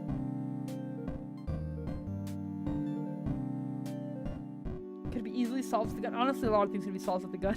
Actually, I should not advertise that. I'm a suicidal land shark with a full mouth. You're just a little guy. You're just a little guy. Oh, I need to get, like... Okay. Maybe you guys are gonna hate the Discord, because once the Discord's up, I'm just gonna, like, pressure all of you into getting into higher ranks on Ranked. So that way, we can stack into Grandmaster. Guys, please go on comp. Please. I need a 6-stack of comp. I know. I need to make the Discord. Alright, then do it, Punchy. It just reset today. Do it. I will join fucking day one. Oh my god. Yeah, ran out of Guardians, so I had to do Storm, and I was having fun. And like, all these idiots are doing that, and I still got MVP, and it's like, honestly, lore accurate. Dipper points out the diner in the distance, a log-shaped building atop a train car, and the three of you head inside. Again! You soon realize the kids know just about everyone in this town. Several people, young and old, wave at them as the three of you find a table, and you get the feeling that they're almost famous in Gravity Falls, even though you're not entirely sure why. They're pretty cute though. Mabel blows the paper wrapper of her straw at Dipper's face, and he retaliates by swatting her with a laminated menu. An elderly woman with pastel pink dress comes up to the table, and you catch the name on her tag, Susan. They literally killed God. I mean, oh God. They killed this little guy next to me. Hiya, kids and stranger. What can I get you for? Pancakes and 3 syrups for me, please, Lazy Susan. Same for me, actually. Lazy Susan turns to you, notepad in hand. What'll you get? We're getting pancakes. Coming right up, sweetie. Lazy Susan winks, with her good eye, of course, and heads to the back of the diner. The wait for your food arrives feels longer than most, mainly due to Mabel and Dipper using this time to interrogate you. At first, it's somewhat intimidating. You literally crash into their house and start hanging out with their great uncles, so of course they have lots of questions. Man, no, I want pancakes. I have waffles too. Maybe I should make waffles for dinner. Once the rational fear of the 2 13-year-olds fades out, you recognize their interview for what really it is. They care about their grunkles. If you do start hanging out with them more, they want to know as much about you as possible. Waffles are good. Man, I need to make my grocery list for tomorrow, and I think I'm gonna add pancake mix to it. Mabel's question is somewhat nonsensical. So if you were stranded on a desert island with no boat, no cheating, what would you take with you? An SOS beacon. Well, Dipper's more careful and calculated. What were you doing before you came here? School? Work? Both? Neither? Did you know about Gravity Falls before you crashed into the shack? You only know which grunkle each twin takes after. Stan and Mabel, goofy and partners in crime, versus the quiet brainiacs, Ford and Dipper. It is an intriguing contrast, especially now that you've been thrown into the middle of the bunch. I actually disagree with that, Punchy. Pancakes are really good. I think I would go with pancakes more. Because, like, good actually then. Nah, waffles. Because I was thinking about it. Pancakes, after a while, I get tired of them. That hasn't happened with waffles. So yeah, I think I'm gonna go with waffles. But the twins race to see which syrup bottles dips through the mouth the fastest. Dipper's blueberry syrup meets Mabel's classic maple by half a millisecond. You swear on it. You know what these kids do for a lot more for the great uncles than just be cute counterparts. Yeah, waffles are more versatile. Pancakes are really good though. Dude, maple syrup. I don't understand why, like, using anything else with maple syrup. Maple syrup is so good. They're delicious. And here we go. Enjoy, kiddos. Let me know if you need anything else. Dude, I should make chicken and waffles. Oh, but I don't have a waffle maker. And, like, Eggos are good, but, like, I want some good chicken and waffles. Man. Lazy Susan gives out your respective plates, and the kids go quiet, shoveling down their food like they've never been fed before. Between mouthfuls, you get a few more questions about yourself and your theories on aliens versus which member of the M synchronize is your favorite. But the table is near silent as you three eat. Scum? Holy shit, yeah. If there's tortas and gorditas, we're going there. Holy shit. Some sopes too? I miss good Mexican food. I need to find somewhere that sells masa. That is, until Mabel speaks up through a mouthful of pancake. Oh, sinner! If in a totally made-up and not real situation, you had to pick between your favorite, who'd you pick, Grunkle Stan or Grunkle Ford? Easy. That seemed too planned compared to her other cutesy questions. Dipper elbows his sister not so subtly, and she elbows him right back. Wide eyes staring at him, the sibling link look you can't decipher. Like, say you're in a movie. One of those weird movies where Grunkle Stan watches TV with those lady in poopy dresses riding horses. Ah! The hiccups are still not going away! Ah! Awfully specific, but you let her continue. Take another bite of her food. You're the main character of this movie and you have two guys who are both madly in love with you. This one doesn't mess around with getting right to the point, huh? We can only marry one of them. So you could be the next line for the throne. What do you do? If Grunkle Stan and Grunkle Ford were choices, who would you go with? I mean, neither, but like, what the fuck? Mabel, that's kind of weird, isn't it? Like, really weird. And kind of gross. Tamales? Dude, horchata? Okay, guys. Okay. Here is going to be... Why can't you see the majority of chat? You might be on top chat versus live chat. That's in, like, the top left corner of chat. Just check that really quickly. But, okay. Here is my goal for this week.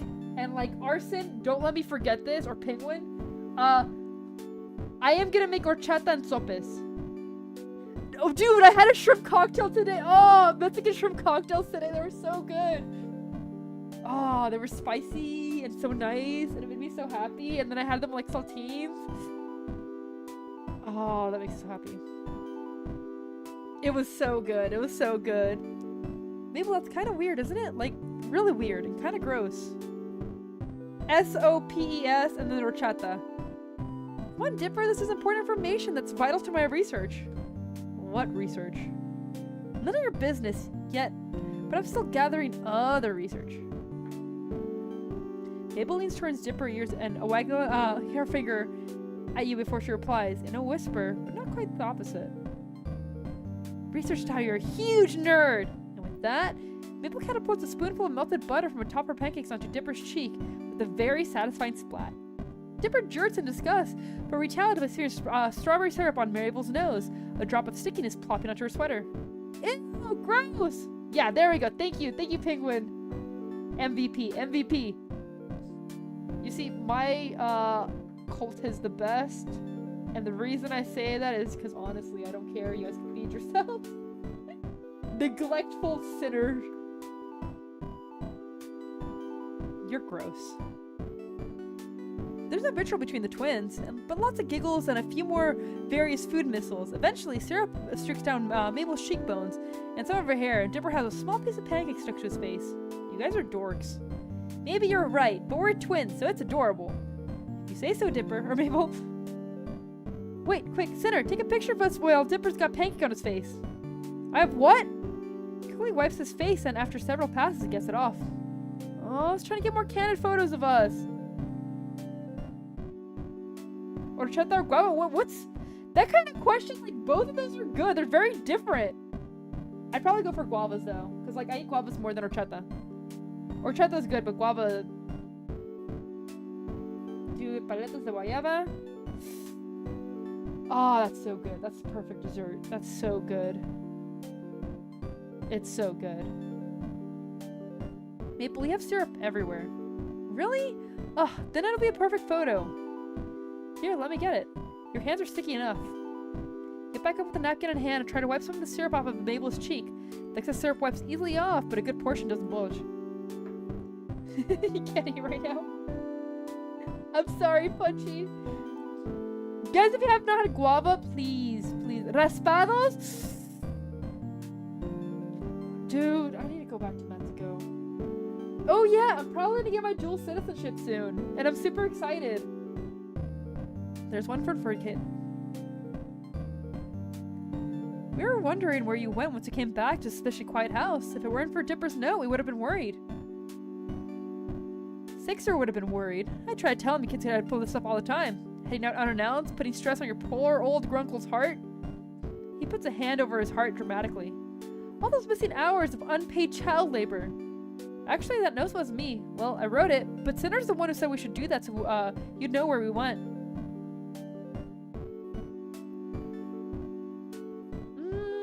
I'll be honest. Tamarindo, I like in some candy. But like a raspada tamarindo, nah.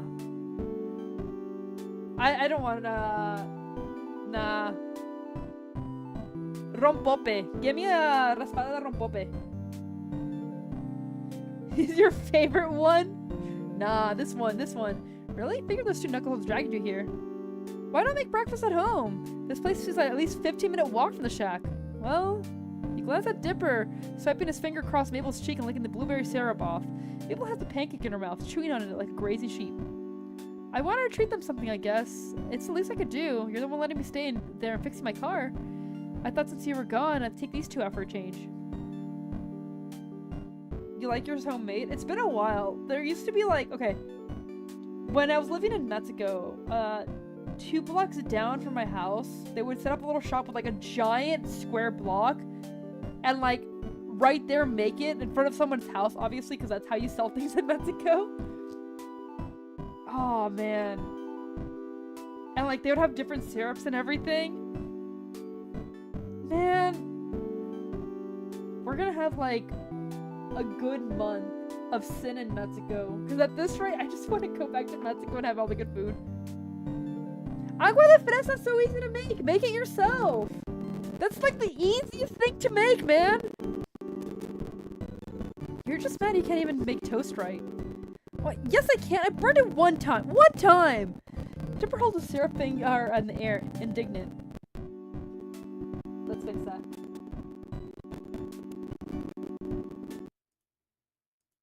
Is it fixed now? We good? We good?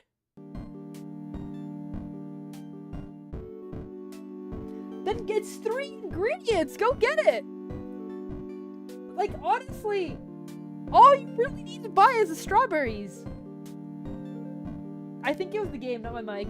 That's what happens sometimes. It just fucks up. I don't know why. I don't know why OBS, like, after 2 hours, like, you know what? We gotta fuck it up. Well, Mabel wanted you guys to enjoy her Mabel cakes too. And since there wasn't much food, I figured we'd take them out.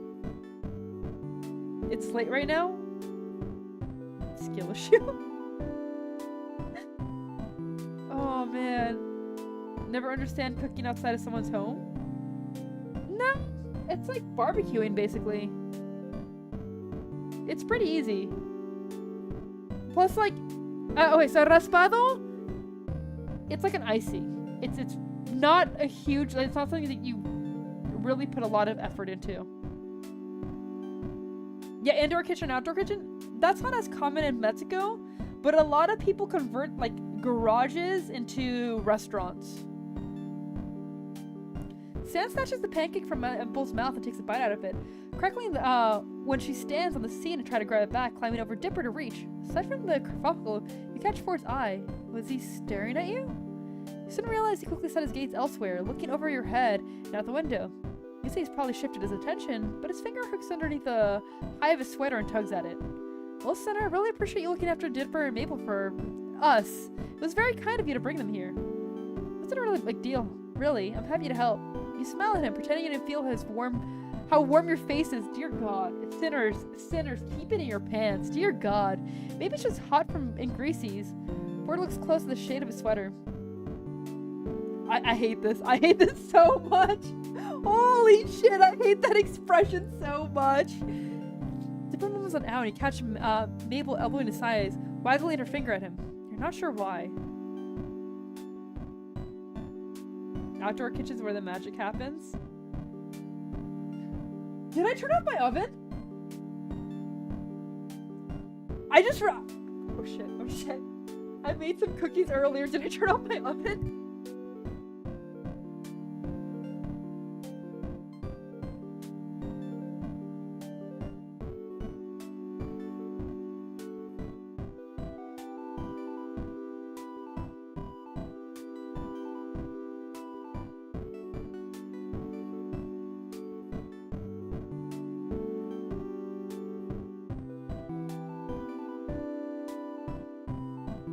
We good? I was playing Marvel Rivals. When I was making the cookies. So, I wasn't sure. We're good. Oh my god. I'm sorry. Oh, I'm fine. It's fine. I was playing Marvel Rivals and like I had to get up really quickly to take them out of the oven, so I wasn't sure.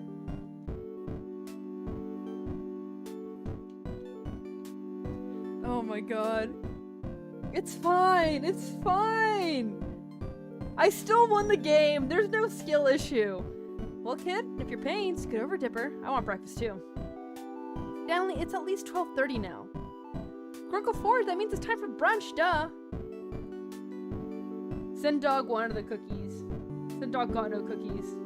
That's not it's fun. I didn't burn down my house. I mean, to be fair, here's the thing. If my house didn't burn when I made like scallion pancake type muffins, and like a lot of the oil leaked out and smoked up the house, if that didn't burn down my house, I think we're good. I think we're good. It's okay. Hi, Nubis. Welcome in. See, this kid gets me. Now let me in so I get some grub. I can cook well. I just get distracted. So, yeah. Here, let me show you. Okay, wait. No, you're gonna see in a second when I'm talking. It's like not like sweet muffins. Have you guys ever had bao de queso? They're like that because they're made with tapioca starch.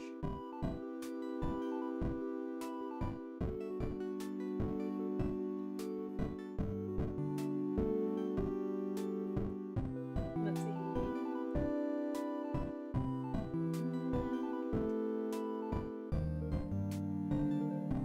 You're gonna like disagree with that in a second. Here. This is from the recipe. I got it. Look at that. Look at that.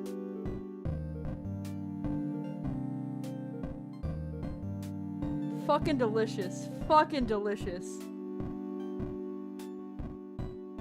It was so good. It was so good. Sorry, Punchy. And they're made with like tapioca starch, so they're super soft. Those are scallion muffins. They're like super soft and super good. That popped up my bed. No, that's not even my picture. Had her own cooking show? Yeah, and then she burned her paws and refused to cook ever again. Different moves to this. Okay, actually, Sendog's not allowed near the kitchen anymore because she tried to stick her head in the oven. Sendog is not allowed to enter the kitchen when I'm cooking. I was pulling something out of the oven, and her reaction to me pulling out something out of the oven is, I'm gonna stick my head straight in there and try to get it. And thankfully I caught her before she burned herself. But like, Sendog is not allowed in the kitchen when I'm cooking. She's just a curious little guy. Yeah, no, God, man. This is why she's still trapped and glued. Oh my God. She's just being experimental with her cookie. But yeah, oh God, there's nothing going on. The second food comes out, she ignores everything.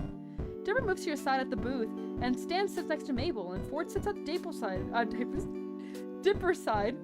Lazy Sooty comes back and takes orders from another round of food and drinks for everyone, including Mabel, who decides she wants more pancakes. You're starting to regret offering to pay, but as Stan and Mabel try their hand at the syrup dip race, with Dipper cheering them on, Ford watches with a wide grin on his face. No, you know you don't really mind that much.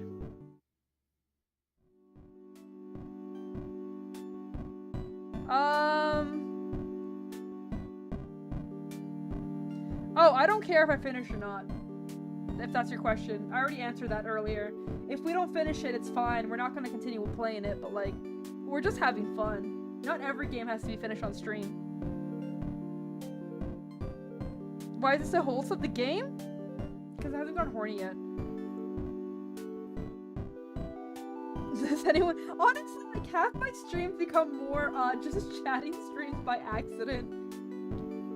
After the expedition to find Mothman, you accompanied Ford on a few other missions, so to speak, examining various birds of the forest, including the questionable stomach-faced duck, who snatched your sandwich and quickly ran off, Ford in hot pursuit.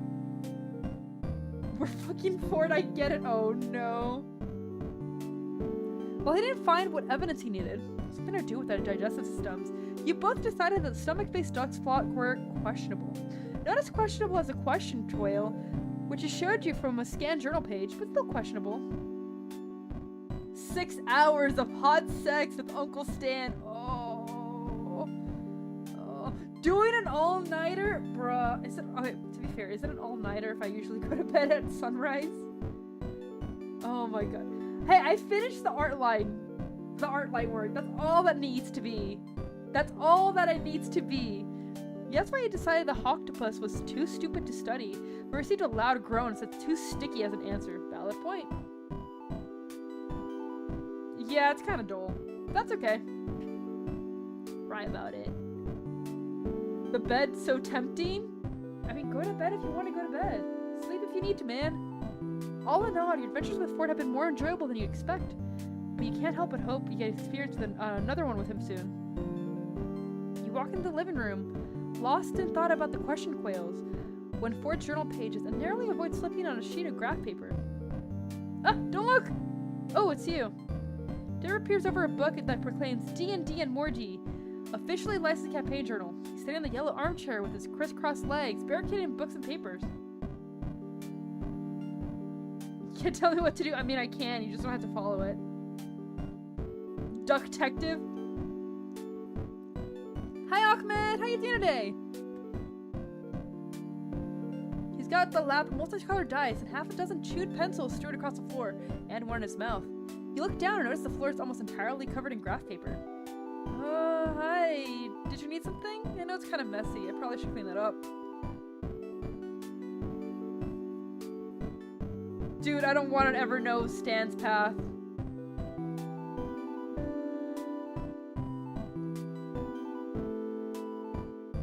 Oh my god. That's cursed cabbage. That's fine, Elf. You can just chill. Dipper looks reluctant to extract himself from his self-conscious fantasy lore prison. Here, I can do it. You look busy. You're halfway through cleaning the floor when you actually start looking at what's on the various sheets you're holding. A fantasy map, some floor plans, countless scribbled notes, and a calculation on the margins. What are these for? Planning something? Dipper's re-immersed in his planning. He startles a little when you ask.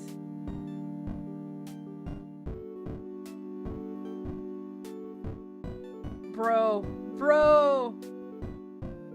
You got that, what would it be? Ogussi? You got that Ogussi now. Good job, Sarades. Oh, right, no big deal. It's just a great pen and paper role-playing game called Dungeons, Dungeons, and More Dungeons. DDMDD, oh my god, DDNMD for short. It's all about fantasy worlds and statistics and swords, and, well, it's kind of difficult to explain, but it's super fun. Bye, Aya! Thank you for joining! Ooh. You got this, Aya. Good luck. I'm playing with Crinkle Ford today, so I'm putting down the final touches on my dungeon. He's gonna be so stumped. Stumped, you say? Ford comes into the room at that precise moment, drying his hands from the trench coat. Perfect timing, Dipper. I managed to get the paint off my hands. Paint from what? Oh, one of the gnomes came by and decided he'd graffiti the side of the house. Something about his rapper persona. Yeesh. Yes, I don't think J and Gnomesy is going anywhere with that music business. In any event, I see you've been hard at work. Are you ready for a game? Shut the fuck up. I don't know what you're talking about, the one guy. I'm say so.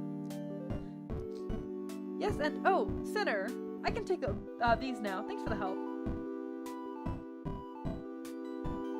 Die to the dragon? Damn, no bitches now. Couldn't be me.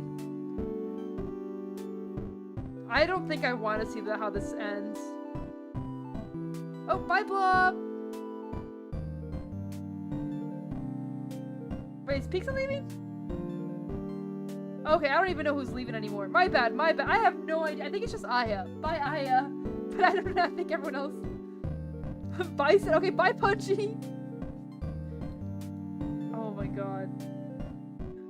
Cabbage. I'm not taking. Nah, that's all you. You can have that. I don't want any part of that. See how that feels?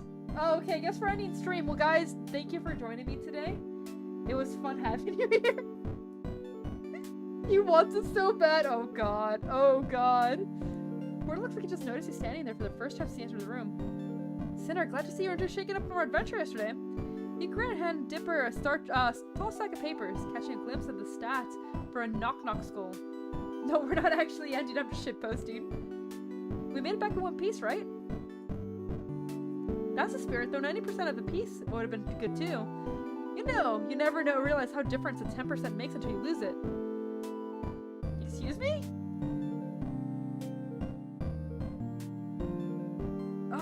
No! Why does that have to end when I fuck him? Nah! So how was the Mothman? Shaken up, all in his name of research though. I've seen her lose a few moths and come back next week good as new.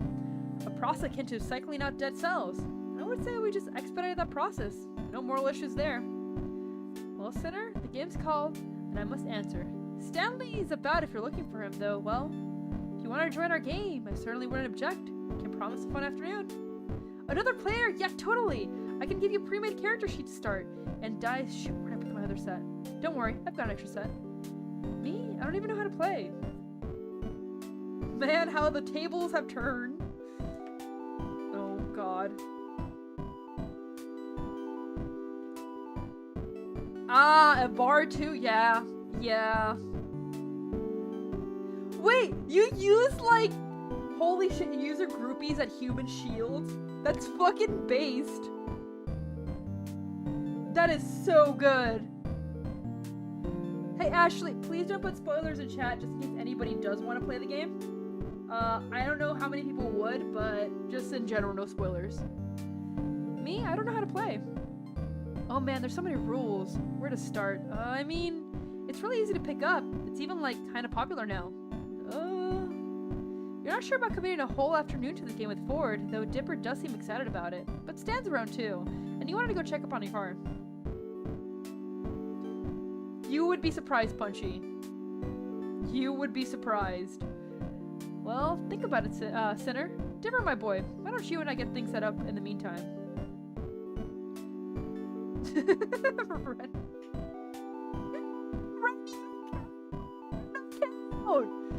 Ford and Dipper launch into fancy lore talk as they prop up a cork base against the yellow armchair, pin up against various maps and floor pans and important landmarks, and upend their pouches of dice onto the carpet.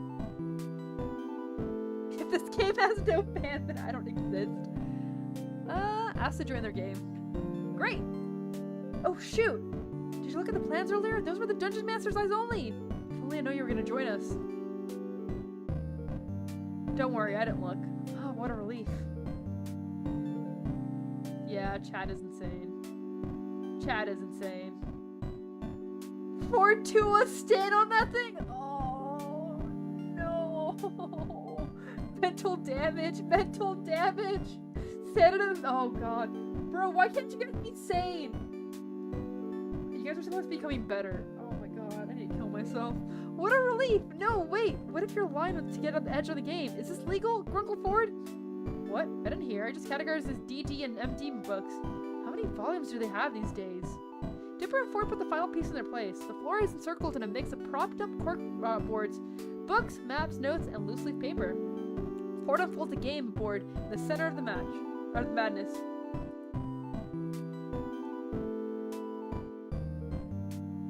Cabbage, you got some issues. You got some issues. Y'all got Ford the Tua. Oh no, no. Brilliant, we're all ready. Don't look nervous, Sinner. You'll have me to walk you through it. It was customs. Grok Tua.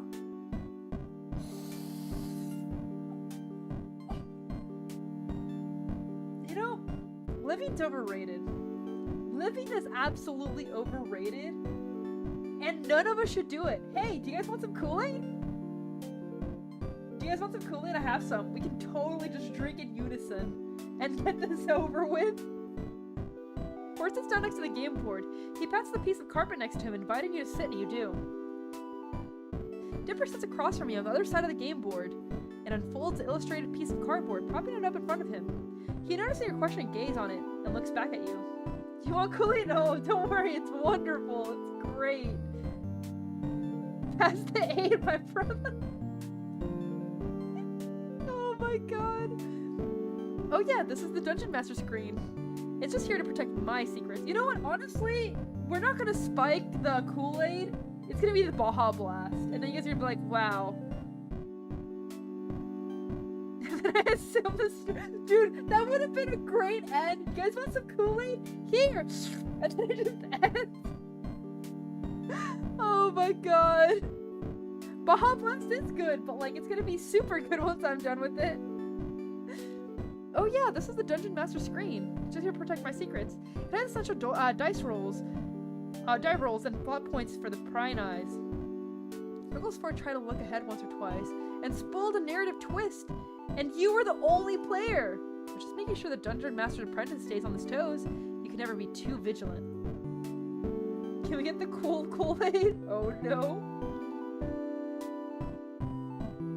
The chat is at least one, if not all. Insane, a felon, or a simp. Man, good thing I'm not part of chat. It's absolutely Jonestown. Jonestown 100%. Dipper gathers his dice into a pile next to DM's screen, ready to roll when needed. Now that I mentioned the extra dice, didn't I? Dice are important, though by no means essential components of gameplay. No adventurer should leave the house without a set. I keep buying the souvenir velvet dice bag from another local game store, yeah. Foyer retrieves a dark drawstring bag from his coat and empties it out on the floor, where the dice of all shapes and sizes come tumbling out. Don't ask Cabbage what's going on. Nah, I'm just a little guy. I am just a little guy. And now for yours. Or pulls out another matching drawstring bag from the depths of his coat. We're having to buy get one discount. Go ahead, take a look. These will be yours for the session. Felon tax evasion. Oh god. Nah, we're all just little guys. Hi Santiago. Okay, in a second I'm gonna need to get some more water because my throat's starting to hurt. But we're gonna try to get past the scene. You pour the dice into the carpet as well. Metallic gold with the numbers embossed in black. Always Santiago. Fancy. Well, I don't have enough left to make them from solid gold. I was able to electroplate a set for fun. Great Uncle Ford, you electroplated those dice? They're so nice. That didn't mean to rhyme. Maybe it should be the one rapping career, not Jay Gnomesy. Ford and Dipper laugh. Roll to punch the kid. Oh god, yeah, typical. Yeah. Where did the I'm just a little guy come from? It's just a meme. It's just a meme. I don't know where it originated, but like, just a little guy, man. Yes, Thunderspell. Yeah, maybe not, but anyway, let me reintroduce you to our characters. It pisses you off? Why does it piss you off? I don't want to start that one. No, I don't want anything to do with that shit, man. Dipper clears his throat, setting to the Dungeon Master persona. I'm glad it pisses you off. I'm gonna say it more. I'm just a little guy. When we left our heroes, Miff the Meddling trapped the great elven wizard, Verhan, and his halfling fighter, Tyros, into a dungeon filled with brim with puzzles, riddles, and brain teasers. To reach Miv and the end of the journey once and for all, they all got to brave the dungeon's mysteries and escape with their lives intact. Nah, we're not doing D&D. Never. Am I a walking meme? I think I'm just walking shitpost. Like brain rot. That's not even a meme, it's just brain rot. Dipper sets two figurines side by side of the game board. One is an imposing figure of flowing robes, and the other is much shorter in comparison, but posed with a will to prove himself. You suppose the former is Verhan, the latter is Tyros. I know how to play D&D, but I get too anxious. So I don't think I'd play D&D. I think I need to get more used to it with friends before I do that. But even then, like, I don't know. I'm not comfortable around most people. That's my thing. I have to, like, I think I brought this up last time. I have to remake it. I didn't have time yesterday or today. But the bot's broken, so I have to completely start from the beginning. I tried to make it leave and then come back, but it didn't work. But what our two heroes find in the first room of the dungeon with a potential ally, just as the trap they are, who will join them in the quest for freedom. Discord is a donation goal? Start donating? Who are you, Arson? Dipper places three figurines on the carpet, just off the side of the game board. Imagine actually putting like a paywall behind it. And you get to choose your character now, Sinner. These are the starters for pre-made templates, and they're good for short notice additions. Donate now! Oh my god, Bob, no, you don't have to seriously donate! Thank you, but holy shit. Oh my god, this is why we can't joke about this shit! It's working hard to keep going. Oh my god. Oh my god. Don't worry, you guys will get it. You guys will get it. Donate. What? Oh god. Sindog, you know what? Sindog is obsessed with licking, so probably. Super chat goal. Oh god, he said a super chat.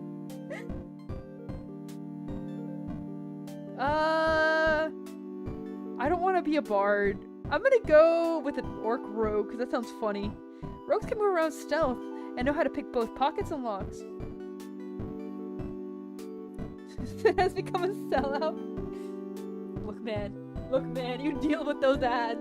You deal with those ads so I can get a better mic. We gotta get. What's the difference, by the way? Like, I don't know. Oh my god, Sarah, no! What's the difference in the colors? Because I actually don't know much about the colors.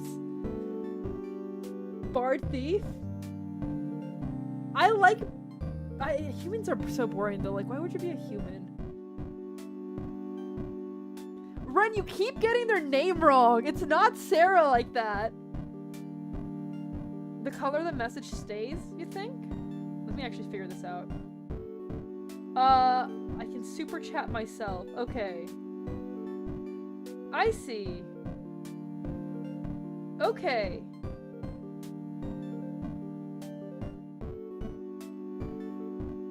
I see.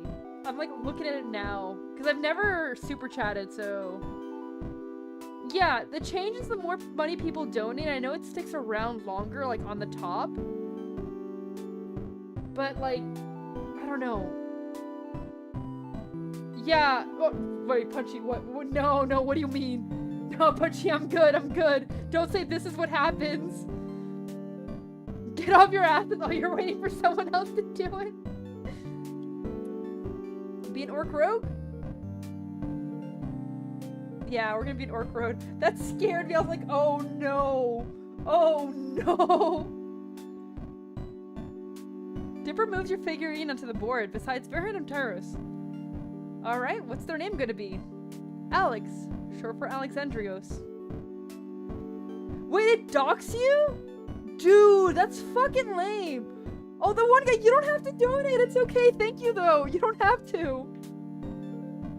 You can hear Ford trying to say Alexandrios under his breath a few times. Just call him Alex. Here's your character sheet.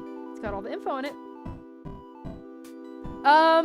Sometimes it gives the entire name out and like, I think actually I would say Punchy R, but I don't know. I'm not sure. I'm not 100% sure, man.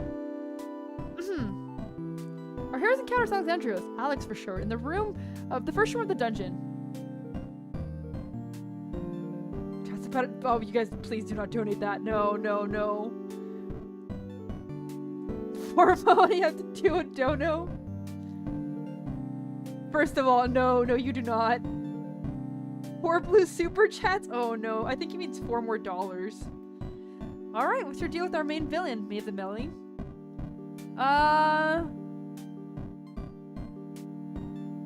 I just woke up here with the headache. Alex explains how they struck Mir's ire, and in turn, Tyra shares how Maeve once bested him in a duel, an embarrassment, because Miv is a sorcerer, and sorcerers aren't known for their physical combat skills. In Tyra's defense, he was still young at the time.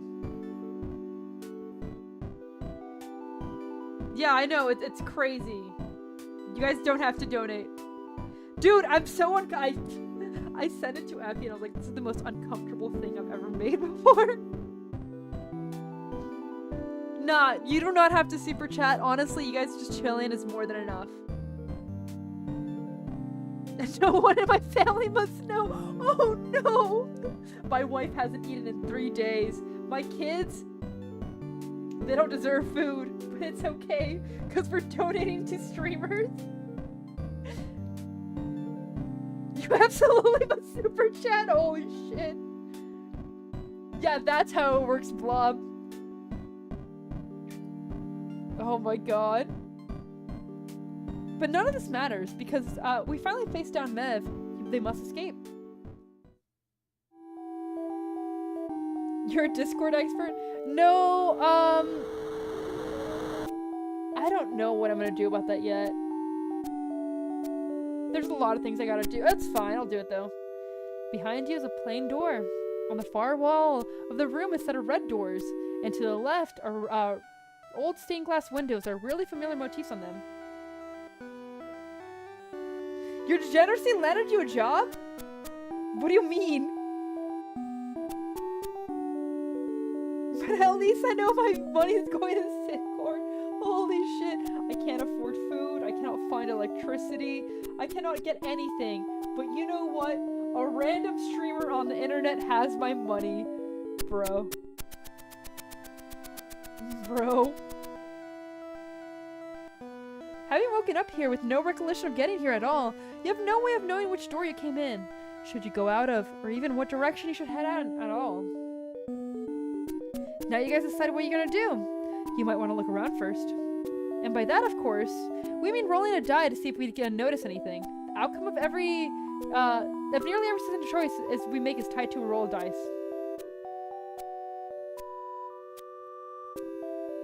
Oh my god, no, Punchy! You don't have to donate, holy shit!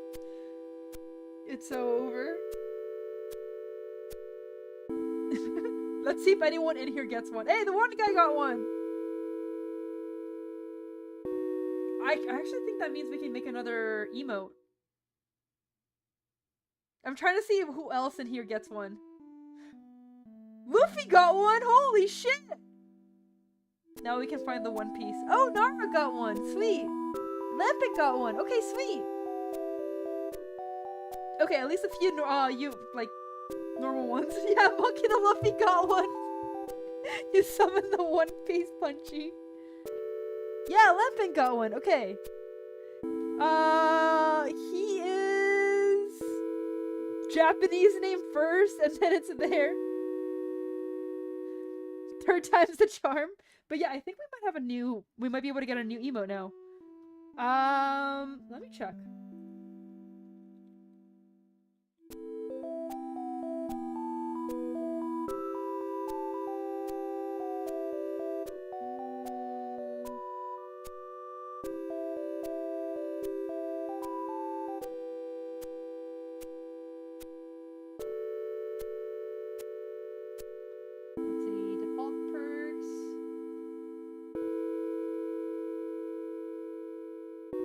Oh, no, never mind. I think it says 6 more needed? It says 6, but then again, it says the 6 more for a while. Custom emoji... 13? No, okay, yeah, we need 23 more. Never mind, we need 23 more. We're still a while away. Yeah, not there yet, not there yet. But we'll get there, it's okay, we'll get there eventually. Your alt has a membership? Holy shit. I let you choose what you do here, Sinner. Dunno. No, you don't have to, don't do it, man, don't do it. Go through the red doors. Oh, you sure don't want to look around? It'll be really important later. Next to you, Ford writes something on a spare piece of paper and hands it to you. Reads, I have a feeling this room contains a critical element of the plot that Dipper will need later in the story. Would you mind changing your mind and looking around? Dude, honestly! Could you imagine? Change your mind and look around. Ah, yes, I do actually want to have more time in the room. Just forgot. Ford shows you the rolls for investigation check, and Dipper flips through his notebook, ready to tell you what you see.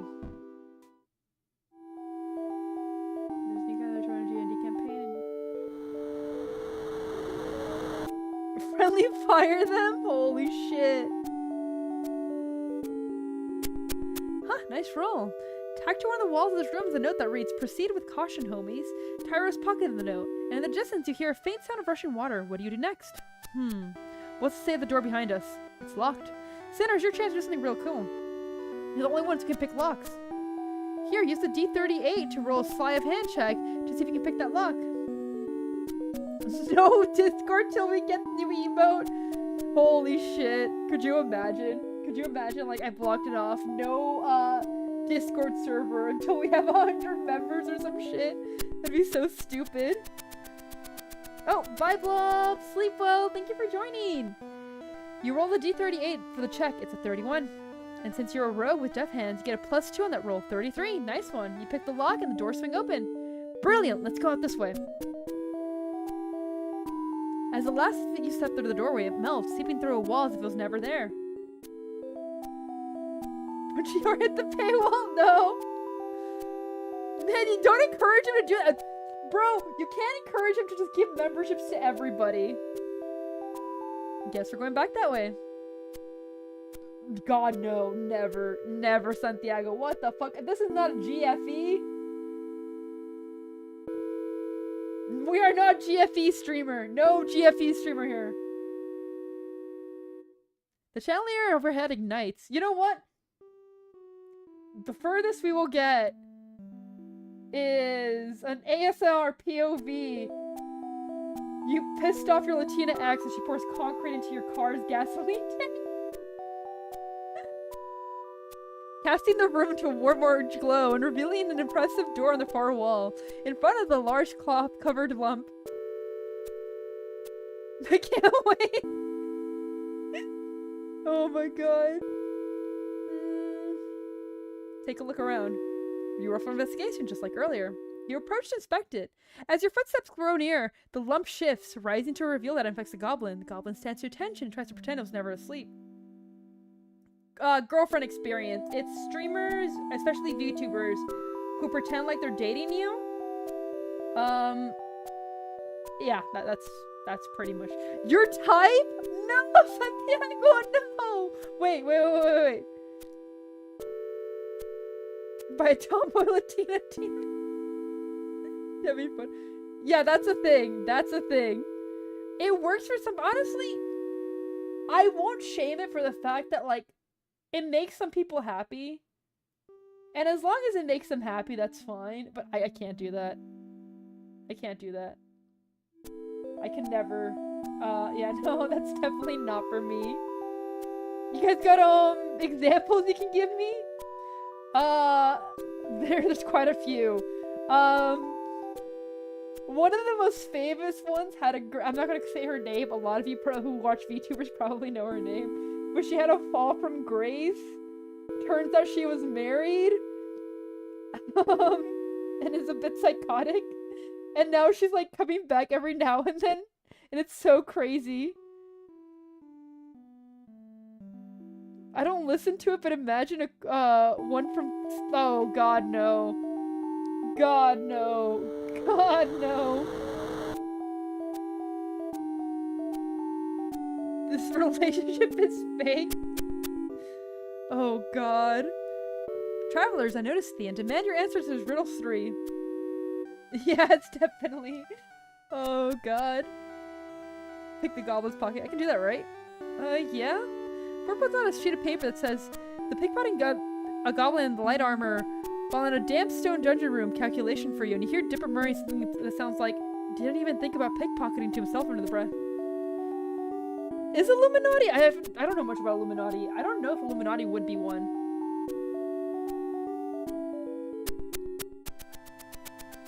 I mean, parasocial cells, Ashley. She would never be someone's Valentine he was never seen again. Oh my God. Well, the math says if you roll a D8, a D4, and a D6, anything below a 13 should be successful. Dipper, you ready? Yeah. Your roll succeeds and Dipper grimaces. You reach into the goblin's pockets and open your hands to see they've stolen a piece of paper. In real life, Dipper hands you a piece of folded paper. Not having noticed you doing that, the goblin grows impatient. Travelers, answer these riddles 3. I mean, here's the thing. Obviously, I'm not gonna do that, but some people do that for the fact that people like it. There are some people who are lonely, so I'm not gonna shit on them for that reason. If they want to do it, they can have fun with it. Because at the end of the day, if it makes people keep going, I'm okay with it. Here's the thing.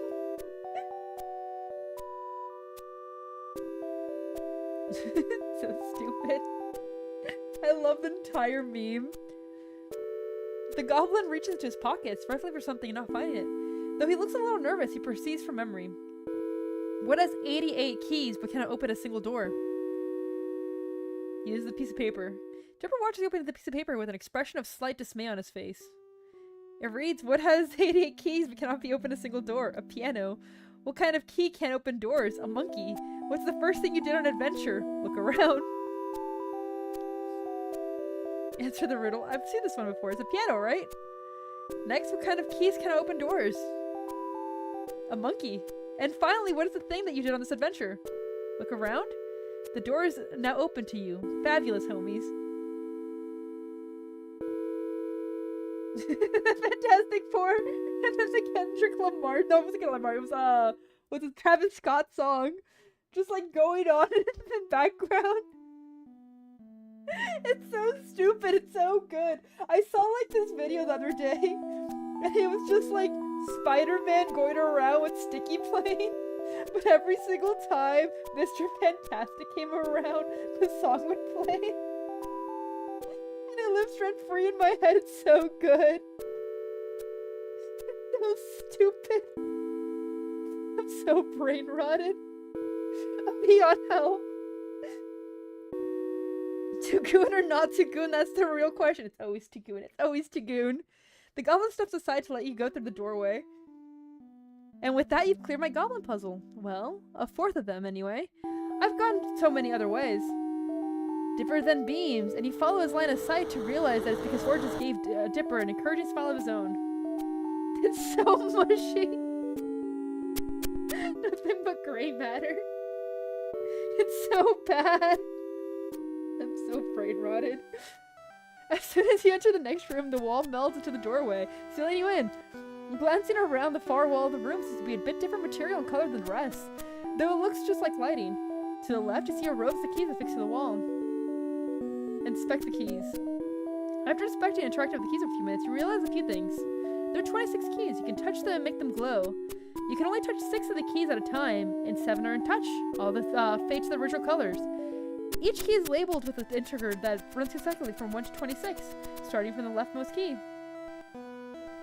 It's so smooth. It's so smooth. If you like rub it a little, it shines. I have no hope. I have no hope. At one point I had 2 degrees and a bright future. Not anymore. It's not like that entire post going around of like 2020 versus 2025 and every VTuber responding with shit like, oh, I used to be a cancer researcher. And all this shit, it's like, holy fuck, how have the mighty fallen? Oh my god, looks like we need the password for this one, Sitter. If the puzzle's fair, we might have a word that we've already been introduced to, one that stands out. How does one touch brain? But stupid memes, stupid memes. It's so good. It's okay, I'm happy this way. Oh man, the lower your IQ, the happier you can be. It's so good. Oh man. Oh, like literally Pizza, you got fucked up. You think back to the first room, and Tyro's pocket from the note in the first dungeon. What's that word again? Proceed with caution, homies. What is this one? Homies. You spell out homies and all the keys illuminate you and disappear. The room rumbles and you turn to find a green glass door. Walking up to a closer look, you see that the engraved on this door is a riddle. I'm not a surgeon, no. Why did I picture a surgeon fish, by the way? Oh my god, the door reads, if you go through the green glass door, you can bring a ball, but not a bat. You can bring a book, but you cannot bring a novel. You can bring a coffee, but not tea. Bruh, fuck that. I sound like I'm high and drunk. If only. My medication nerfs me.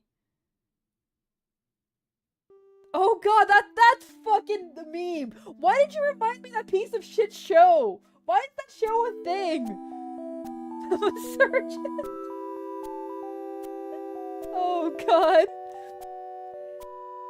You can bring letters, but you can't bring numbers. If you wish to pass, you must present an acceptable offering.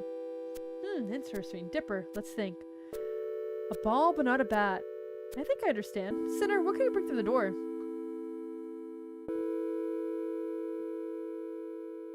Ah! Inventory.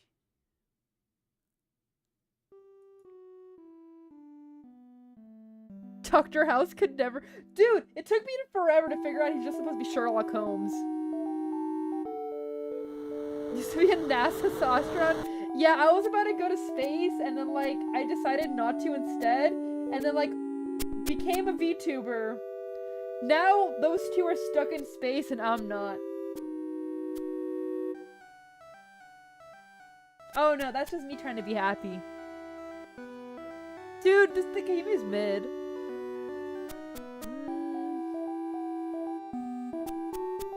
I'm gonna go with Hourglass. Can't bring in time. Actually, Golden Bullflower. I offer my Baron's Book of Spells. Enderos offers his cutlass. The door dissolves, letting the party pass through. While Dipper's flipping through his notes for the next part of the dungeon, Ford nudges you, holding up a hand for a high 6. That was a nice job, Sinner. I'm impressed you got the riddle. I didn't get it. It's hot in here, or it's just a side effect of the green glass door disintegrating. You high 6, Ford beaming. As Dipper finds the page, he needs to continue the game. The green glass door swings open, and you go through to freedom. And there it is, the end of the dungeon. I cut it down on a bit on the fly. I didn't want to make it too long. I would have run a murder mystery I'd planned for ages, but my test turns have never, gone very well with my focus group. So, what do you think? What happens next? When can we fight the sorcerer? Actually, that was a transition to the next super plot-centric campaign about infiltrating the sorcerer's tower castle. When we getting sweaty old man? Oh god, his balls deep inside you sinners.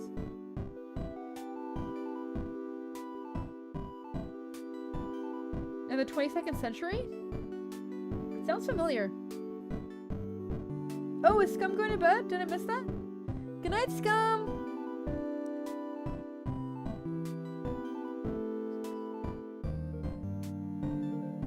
Excuse me, Santiago? Dipper shows you a couple of pages of his campaign guide, which looks to be filled with various dungeon sketches, with realistic physical calculations crowded into every spare space. Well, Dipper, I think you did well. It's not easy not an extra player short notice like that. I always write it in just in case. Not completely, but just a few notes.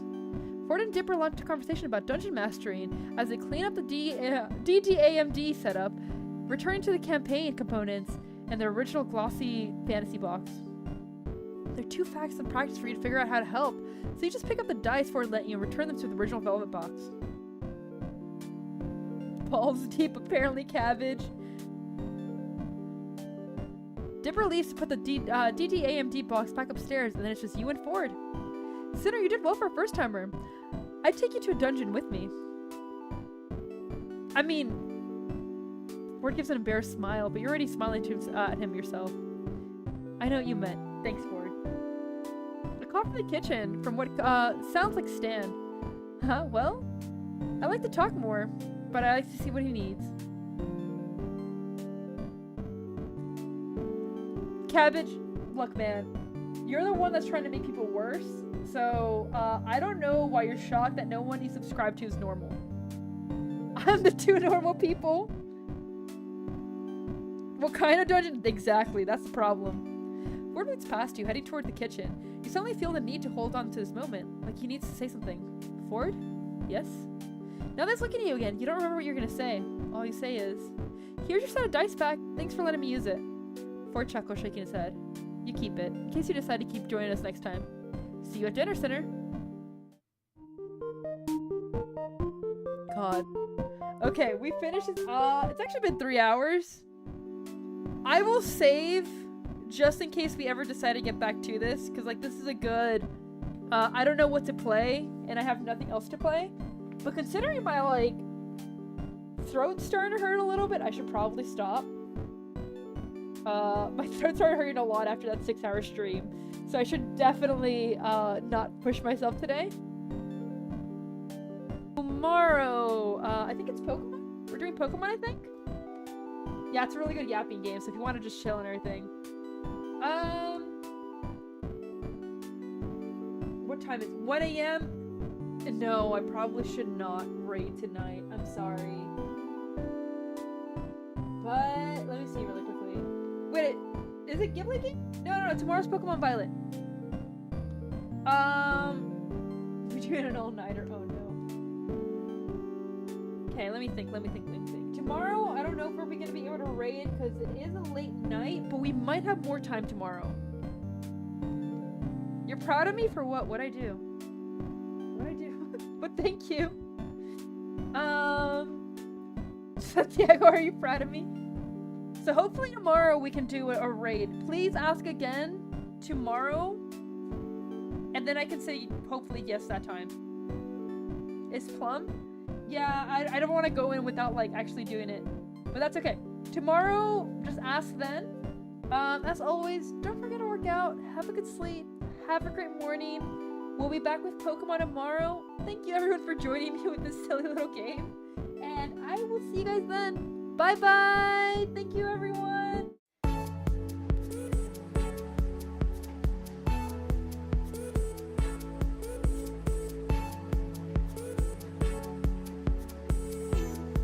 Happy birthday to your god sister.